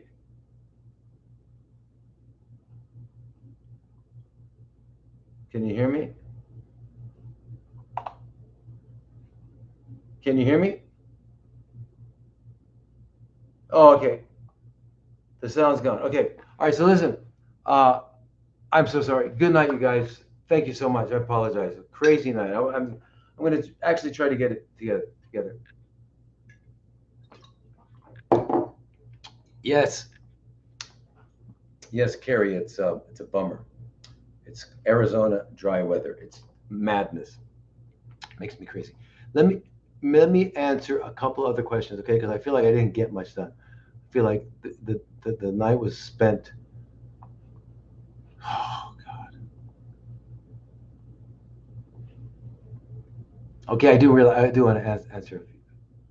TikTok hears me. Yay. Okay, cool. So don't go anywhere, you guys. TikTok. You guys stay up late. It's late. I know it's late for you, but here it's okay still. If you're in Iowa or Nebraska, I get it. It's late already, but this trip I do want to make it to Nebraska. I hope I can make it to Nebraska. It would be fantastic because there is a clinic I want to visit. And I want to work with them for a little bit, as much as I can. Amazing people. The lady that owns it is pretty amazing. So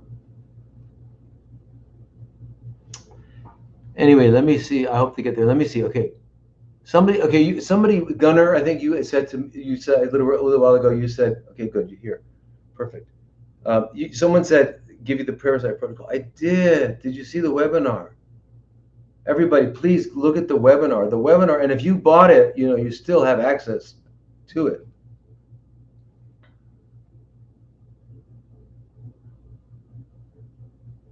Sorry about that, but you don't. And Mr. Sincere Servant, you don't have to watch.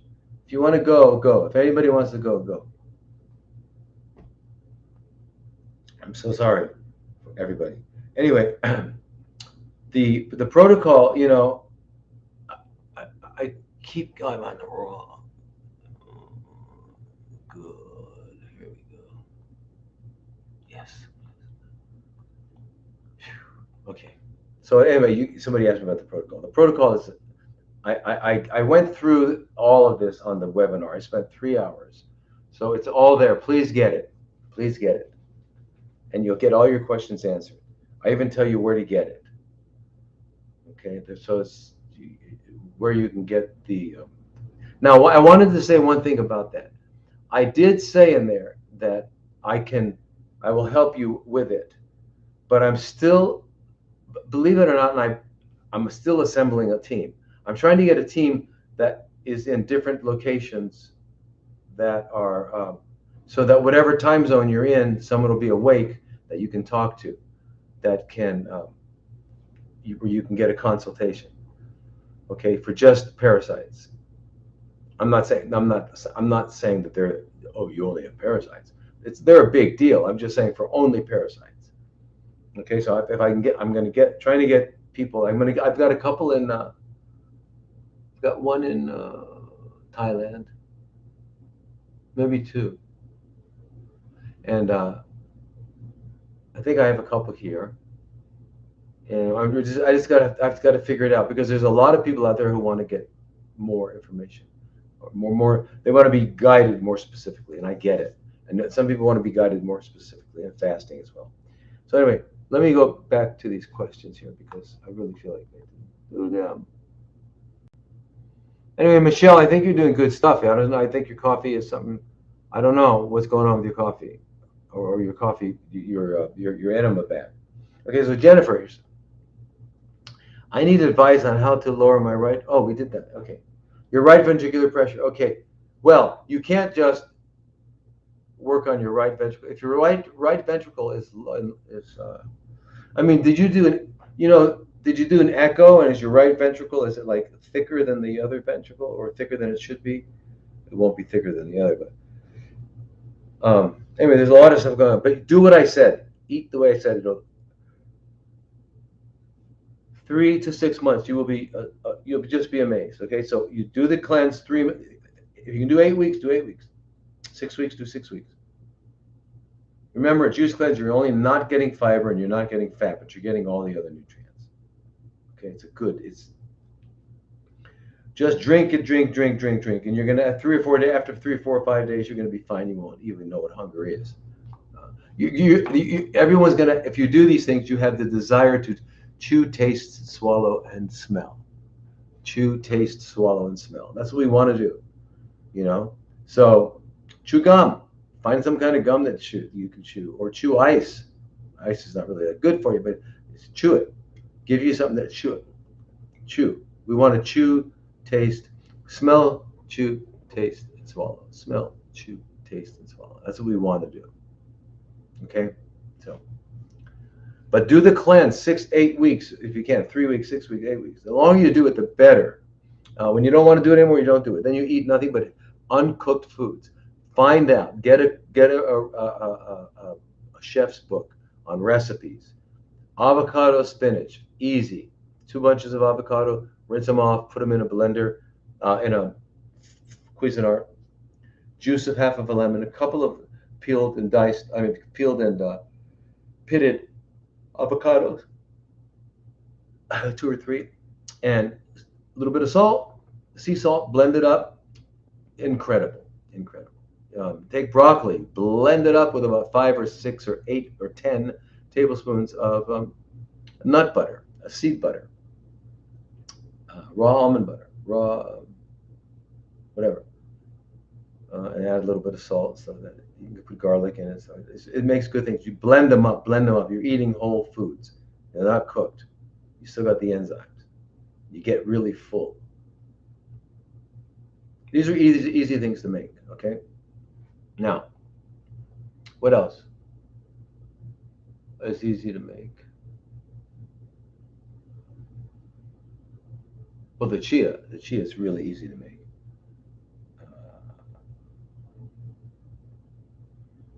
Anyway, you're gonna be there's a like if you go to we have a recipe book called Stop Making. Sorry to say this, cancer. Stop making cancer. I have to use that word. I really hate it because otherwise, people that need to find out the answer won't know. If I say stop making CFCs, no one's gonna look at that. No one's gonna wind up buying it. No one's gonna wind up changing their life. No one's gonna wind up finding these lives. You know what I mean? Namaste. Sincere servant.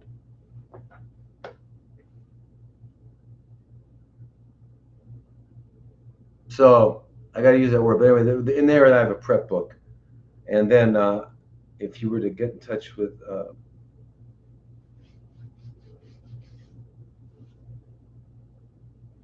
what I'm trying to do is develop a program at Oasis here in America where we can help people who don't have CFCs, or people who are going to get, who are not going, or are thinking they might get it, or they want to make sure they don't get it.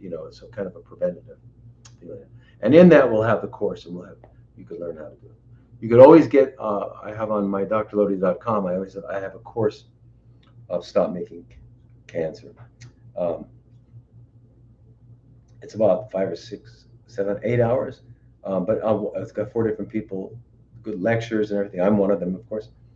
The one woman on there teaches you every aspect of making uncooked food, and then you could learn how to make them all. You could make an appointment with one of the ladies that are one of the chefs, and they could do a Zoom with you and teach you how to make stuff that you like, that's delicious. Because it's time. You got to do it, Jennifer. Just do it. Because you're talking about heart. You want to get your heart back together. It can heal. You're a healer. Bodies heal. Okay, now,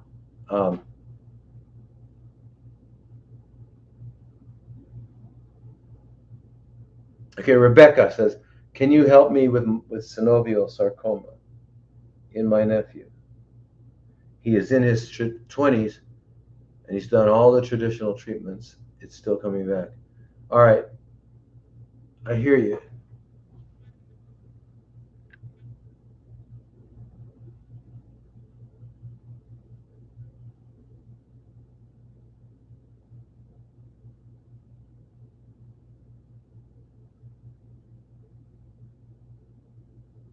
Okay, I'll answer your question.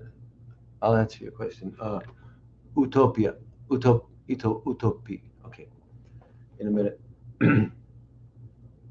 If you have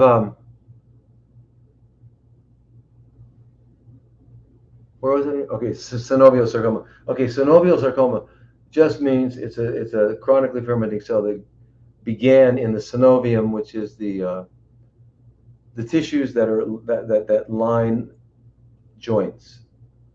Uh, anyway, as I said, the only difference between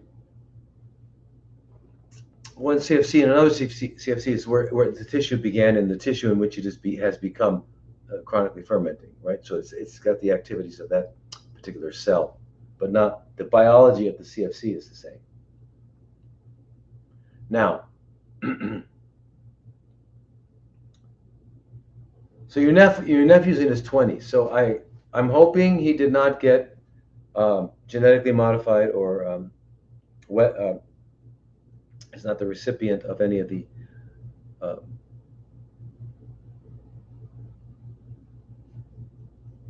what do you call them?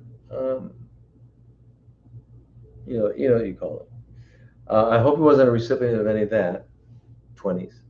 But anyway, other than that, um, he's been receiving all the traditional treatments. Well, again, just a little correction there. He's not receiving traditional.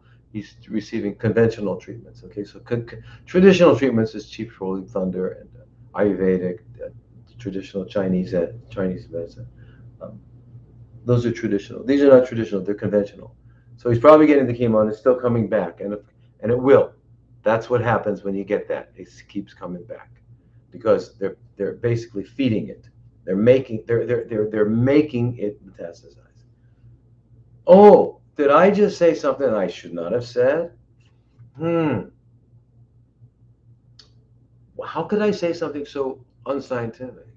Oh, unscientific, unscientific, unscientific. Let's try the opposite. It is science. Where did you get that information? Oh, from oncology journals. Well, what?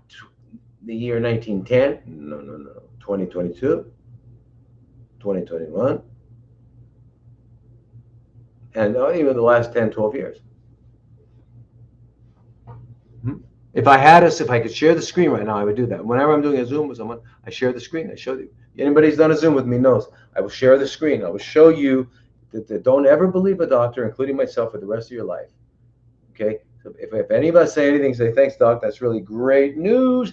Now, can you tell me how it is, what you read that allowed you to come to that opinion? All right? Do that. And then, okay, now,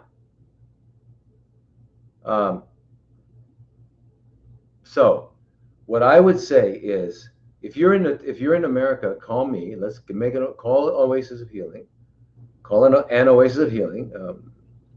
480-834-5414. 834-5414. 834-5414. 834-5414.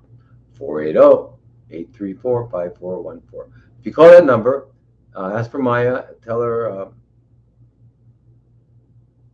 that you would like to talk to me about it. You can ask her a lot of questions. She's a very bright woman, very bright. She'll answer lots of questions for you, and then she'll set up a program, a treatment. I mean, my mind. She'll set up between us. She'll set up a Zoom, and we can discuss your situation about your 20-year-old. But yeah, there's a lot of things he can do. Ton of things he could and should do. He's only 20 years old. It's too young to get. Don't to get. Please, okay. And I don't know where he is, where you are, but even if it's difficult to get to Arizona, I'd be happy to collaborate with one of his doctors, wherever he's at, or a couple of his doctors. Okay. Next question from Sharon. She says, "Is low dose naltrexone required or recommended for lung CFCs?" Yeah. Low dose naltrexone is actually very, very good. Everyone should be on it. 4.5, anywhere from 3 to 4.5 milligrams by mouth or orally before bed. Okay. Now, somebody asked me something a little minute ago. Utopi, can I ask you about your thoughts about where'd it go? Where'd it go? Wow, about your thoughts about multiple chemical sensitivities, particularly breathing and synthetic chemicals, fragrance, please. Many thanks. Okay, multiple chemical sensitivities. Okay, well, you know,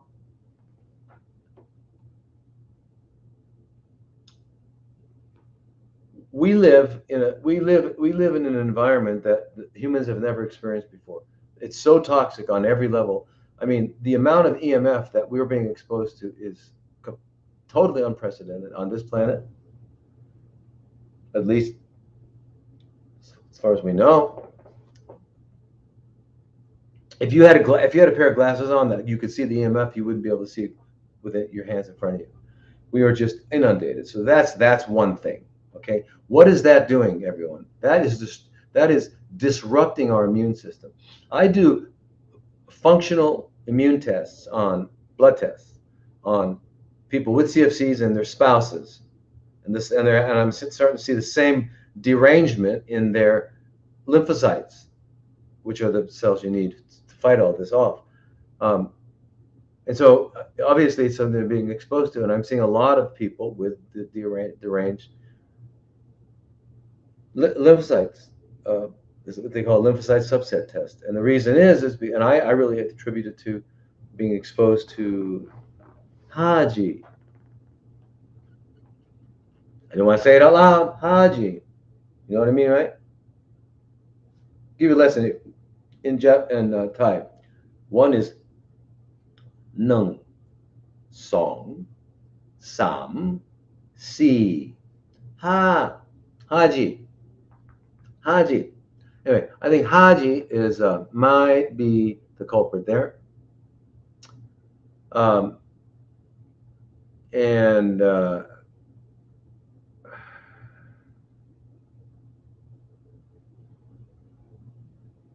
so I'm just saying, we're all getting bombarded there.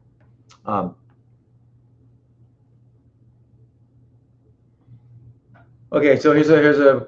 Oh, so your question was. Oh, I'm sorry. God, I'm spaced out. Sorry. So you had asked me, what about multiple sensitivities?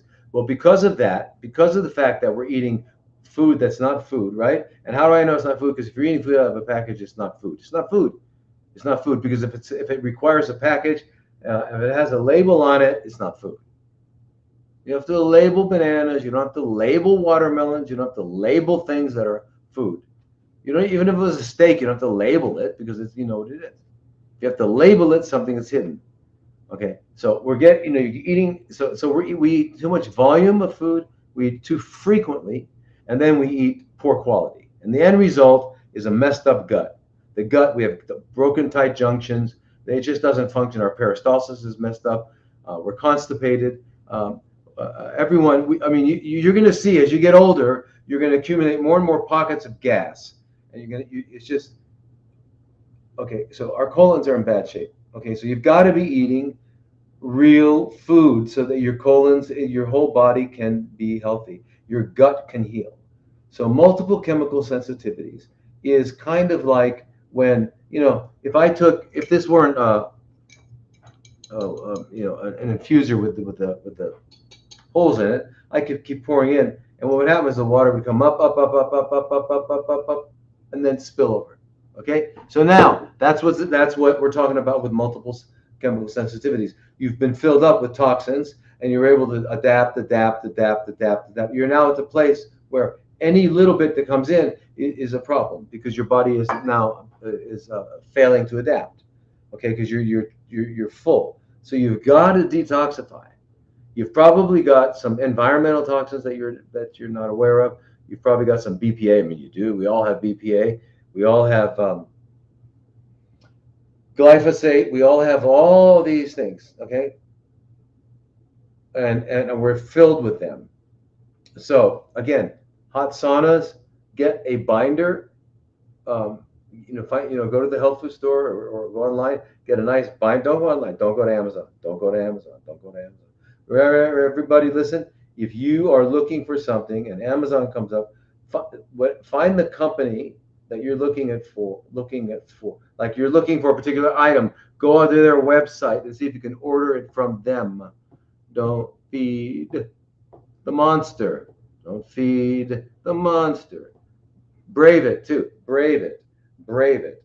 When you want to look up something up, brave it. Brave it. Don't Google it. Brave it. Brave it. Brave it. Don't Google it. Brave it. Okay. Um, and just stop feeding the monster. Okay. So um, you just use it. My thoughts are that you are just your bucket is full of toxins. You've got to start. You've got to clean out. So I would do like a 6-8 week green juice cleanse. I do colonics once to twice a week. If you can't afford it, do enemas daily.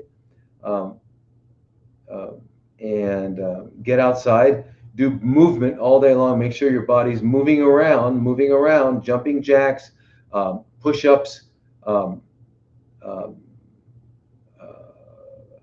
push-ups against the wall and then against the table. If you get a little, after the next time, you do 30, 50 jumping jacks, then get down and do some push-ups, and then crawl on all fours forward, and then crawl backwards and crawl forward and crawl backward, four up, four down, four up, four down, right? And then um, get on a stationary bike or a real bike and just go for a quick bike ride. Go as fast as you can, come back. Yeah. And remember, small, short exertions, like just run as fast as you can for 30 seconds and stop for 4 minutes. Run as 30 seconds as fast as you can, stop for 4 minutes. And do that 5 times, 4 times. Okay. But anyway, about every 90 minutes, move. Keep your body moving. Do your cleanse. Do 8 weeks with the multiple chemical sensitivity. Do that cleanse. I don't know how much you weigh or anything like that. If you would like to call me, make an appointment, and I would be happy to talk to you, walk you through it. It's not hard, but you can do it. Just understand that you can do it. That your tank is full. Your tank is full. You gotta clean out, empty it, start all over, and you'll be okay. And you gotta heal your gut.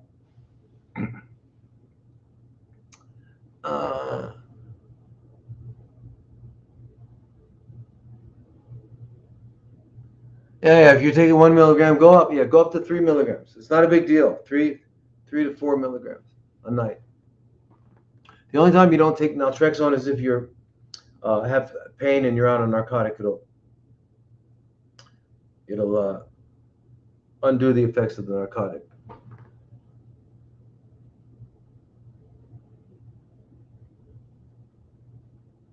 Can you explain how sepsis can be so deadly so quickly? My father passed out of nowhere from this. Whoa, I'm so sorry to hear that. Yeah, I will explain that. Sepsis is when the bacteria or whatever microorganism it is gets in the blood, and so there are different stages of it. And what we mean is, so for example, someone could be, just they had a surgical procedure, or they had a baby, or in your father's case, I don't know what he had, but let's say they checked his blood and they found bacteria, but he was feeling fine. We looked at his CBC, and his CBC showed that his white count was normal, hemoglobin was normal, platelets were normal, didn't have a fever. Okay, that's still sepsis by definition because he's got bacteria in the blood. That's what we'd call mild. Moderate is when there's more of them in your blood now. So you test and they got a positive blood culture. Yeah. Plus now their CBC shows their white count is really sky high, like really high, and they've got a disproportionate number of PMNs, polymorphonucleocytes, right? And lymphocytes, and just right as you do, because it's trying to combat this invasion into the blood. Now, when it gets beyond that, it goes into something that's called septic shock. And septic shock is not just uh, the problems the person is having the symptoms are not just a consequence of the bacteria's presence in their blood, but now they've produced toxins called endotoxins. And these endotoxins, endo meaning inside, these endotoxins are released throughout the body. Now, this usually happens with gram-negative bacterial sepsis. And those endotoxins cause the blood vessels, all the blood vessels, to dilate. So the legs dilate and arms dilate and all that, which means the blood flows out and not back in. And so centrally, there's no blood coming back. So what is actually happening is it's the exact same thing that would be occurring as if you had a bleed, if you were bleeding to death. Because your blood is being pumped out into the periphery, but not coming, it's got to come back, remember, through the veins, to the right side of the heart, pass through the lungs, then the left side of the heart, come out. You got to keep that central motion up. But if it's stuck out there in the periphery, right, because you've got all this vasodilation, they call it shock. That's septic shock. Okay, and it's nothing to do with the bacteria caused it, but at that point, it's not them that's causing that. And what they do with septic shock, and once you get into septic shock, it's very quick. It can be very quick, and the mortality from that situation is high. It's as high as it. I mean, it hasn't changed. There was a paper published in 1943 by Dr. George Miley out of Hahnemann Hospital, who was doing studies on sepsis, and the same rate, about 45% mortality. Same. With all that we know, the only thing we can do sometimes is give antibodies to the endotoxin, because that toxin is the toxin. It's not the bacteria. But I know how quickly it can go. I mean, I hear you. What I learned early on in my working in this area. Someone got up from the chair and was walking to the bathroom, and they just fell over. We got them to the ICU and stuff, but in the ICU, and they passed. So I'm a lot more strict now with how low I let white cows get. So if your father was getting treated for CFCs, that might have been what happened. If he was getting treated for CFCs and his white blood cell count went down, there's one group of white blood cell count called, like I mentioned before, PMNs, polymorphonucleocytes, which are also called neutrophils. If they get below 2, they're low as a total absolute number. Get below 1, they're really low, and that's when you have a high risk of septic shock, because you cannot stop these of sepsis and then ultimately septic shock. So I don't know if your father had just been treated, and if he was, he probably had a very, very low white count.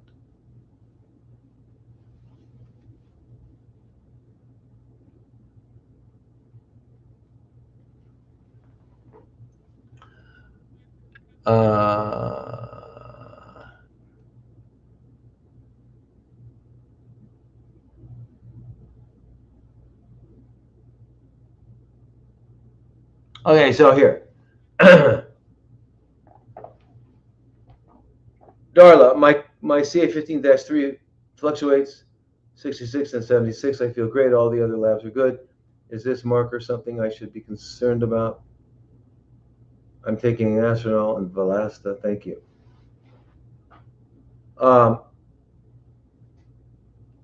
No. No, it's only one number, and we're not even sure what it means.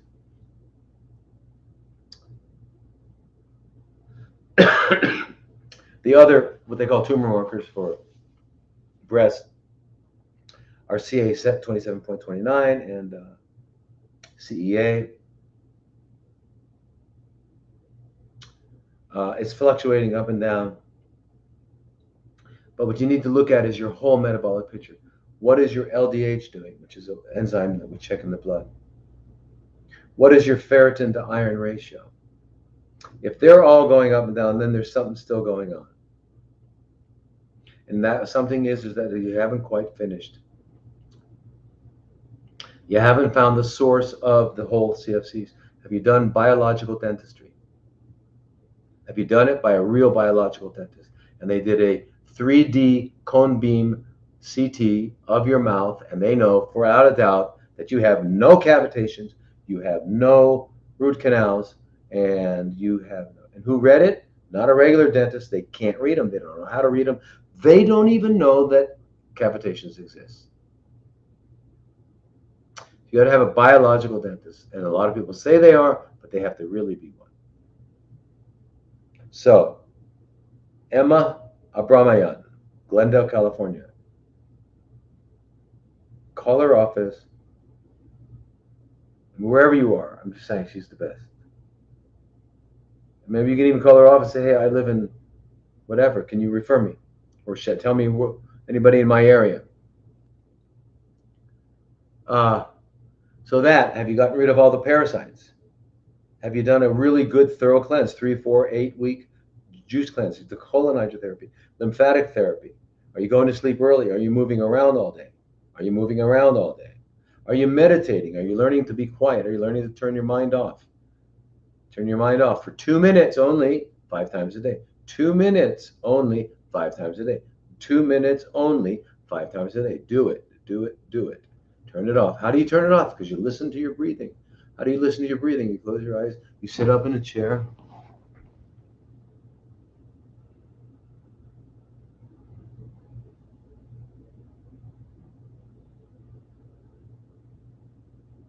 You don't think. You're going to find that very difficult. You're going to think your mind's going to go there, come back. Go there, come back. Go there, come back. But you're only going to do 2 minutes. You can do 2 minutes. Anybody can do 2 minutes. Do 2 minutes 5 times a day. Do it. After a couple of months, you'll be good at it. Why? Because the minute your mind goes into non-thinking, your immune system goes through the roof. It's powerful. It's called psychoneuroimmunology. Do it. Velasta, great, fantastic. Anastrozole, obviously they think you're ER positive. And I'm just saying, get lots of, when you get, after you do your juice cleanse, you're going to do soy. Lots and lots and lots of soy. Lots and lots and lots of soy. And anastrozole, I don't know how much you're taking, probably 1 milligram a day. If you're eating lots and lots and lots of soy, you can go way down on that. Way down on that. If you had chemosurgery and radiation, and you're not getting vitamin C, and you're not getting ozone and things like that, and you didn't do all those things I suggested, it's just a matter of time, and you'll be unhappy. So start doing it. You got to get out of that. I don't know your situation, so I can't say. But the fact that you're on Velasta tells me you're doing some holistic things. Velasta is amazing. But Darla, right now all you should be concerned about are the stem cells, and the stem cells are what spread and cause metastasis. And what kills stem cells? Curcumin, mebendazole, one of the antiparasitics. Curcumin, vitamin C, doxycycline. They not only kill CFCs, cancer stem cells, they kill regular CFC pathways. And the doxycycline gets intracellular stuff, organisms. Mebendazole gets some of the parasites, worms. Ivermectin obviously does. Vitamin C. So you got to be taking these things, and you have to have already done a parasite cleanse. You have to have already done a regular cleanse. And biodentistry. If you did all those things, um, eat healthy, went to bed early, did all this stuff, you're going to be okay.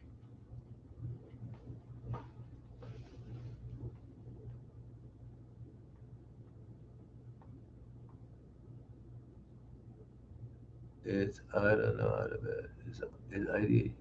It's freezing and tags. Yes, it freezes and tags. Huh. Interesting. Okay. I'm free. This is freezing? Huh. Okay. Are we still on, you guys? We're gonna answer through. I guess have a little extra time tonight. Um,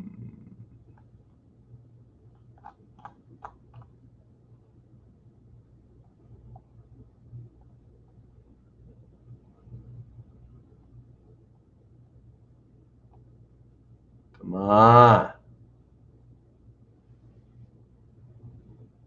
Does your place in Arizona treat people with heavy parasitic infections? I feel treatment of that in Kansas and CFC is very similar. They are no, they're very they're interrelated and all that, but we don't usually take just CFC.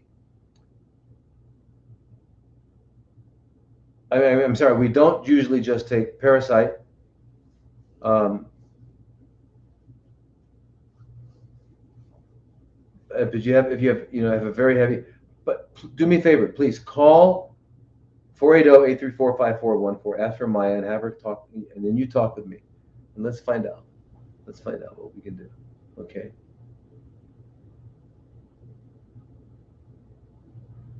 Okay. So, what are your thoughts about frequency and healing? Yay! Frequency is everything. It's the universe's frequency. If you could, if you could find the right frequency for what's going on, you would have to do what Royal Raymond Rife did, and that was 3 minutes every third day. Whatever's going on in your body would be gone.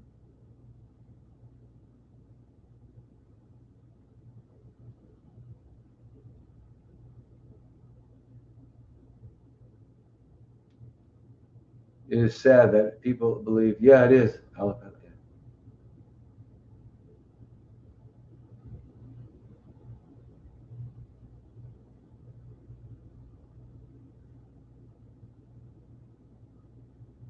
Okay, so Christine, okay, somebody here says that the parasites have been nonstop. So you haven't been you need to be on a really better protocol, or you're being bizarrely exposed frequently. Um, so call the clinic, get an appointment to speak to me. Let's do that. Now, uh, here's a question here.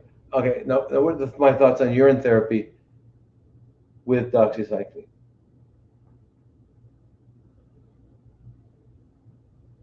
Okay, now I've read urine therapy. I've read about urine therapy, and I understand the concept.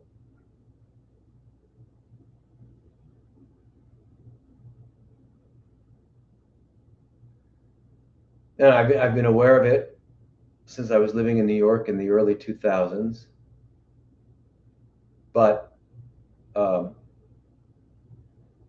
I have another reference point that I use. I have a reference point called nature, called God, right? And here's what I've come to conclude about that. God did not make any whipped cream. God did not make anything that was unnecessary, and that everything was made was necessary. Everything that was made was necessary. Every organism has a specific set of functions, period, and that the whole could not exist without those functions being performed. So just like everything is necessary, when the body is functioning optimally, um, it produces waste. And the waste comes out in various forms: sweat, urine, feces, and breath, CO2.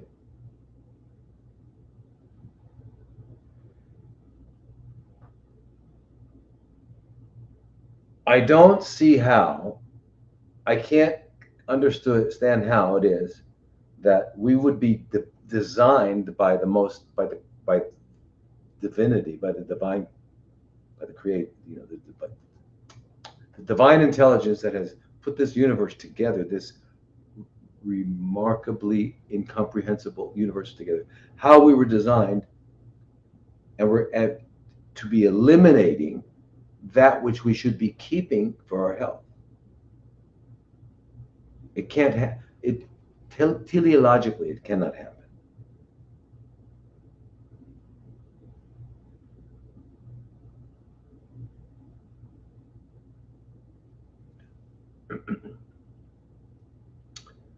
So that's what my thing. So urine therapy people might be getting a lot of benefit out of it. I'm not telling you not to do it at all.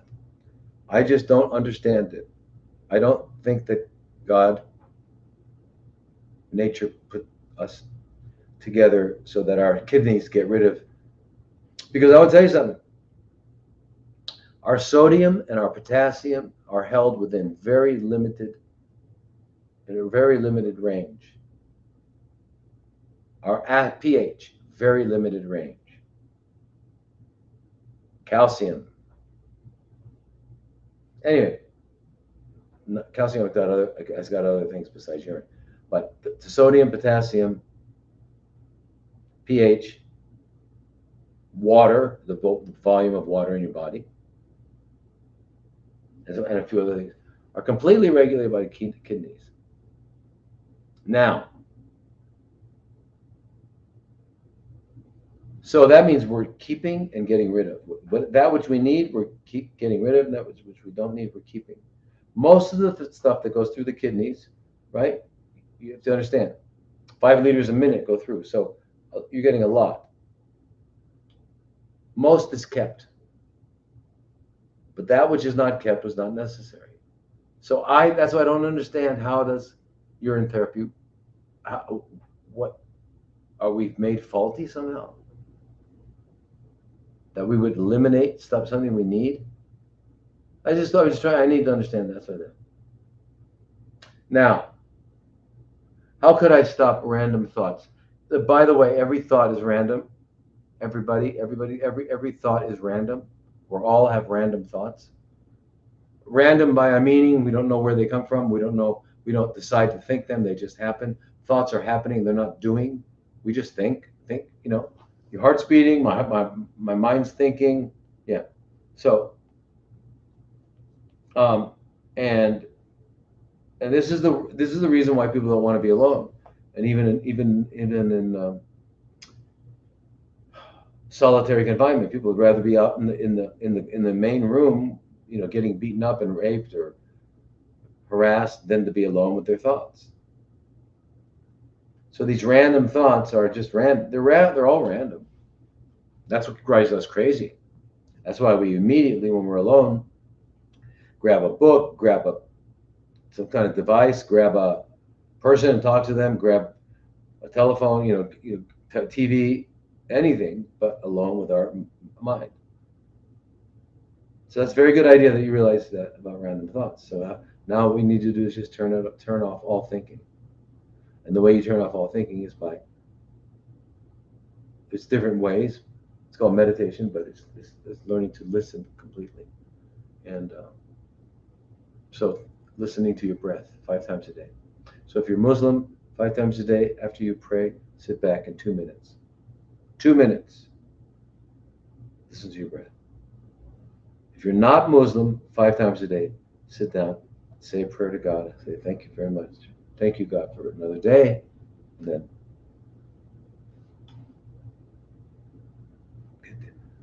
until 2 minutes. 5 times a day, 2 minutes, until you get to that place. When you can find that place that is out of time, that never began, that is eternal. When you find that place, your immune system will be powerful, and you will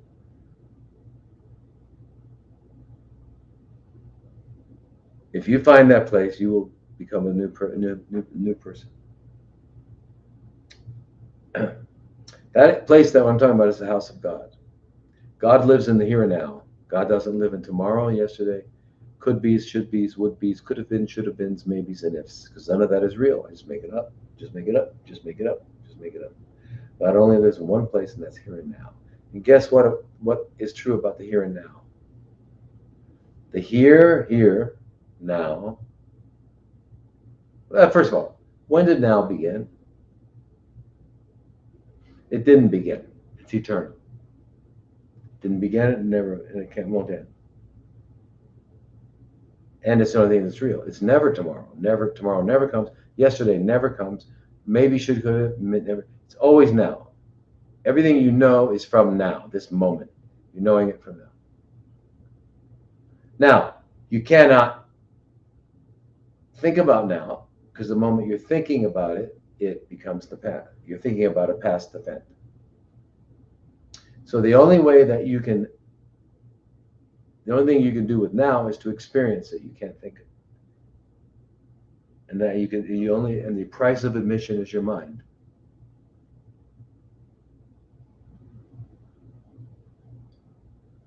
Anyway,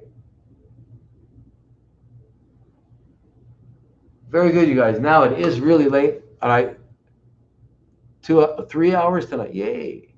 But I'm sorry for everything, for the delays and all my technical difficulties. But I really appreciate you all coming. So, Sawadee Kap, Namaste, Namaskar, Aloha, and adios, Arrivederci, Shalom. I don't know a lot, but see you all next week. Bye bye.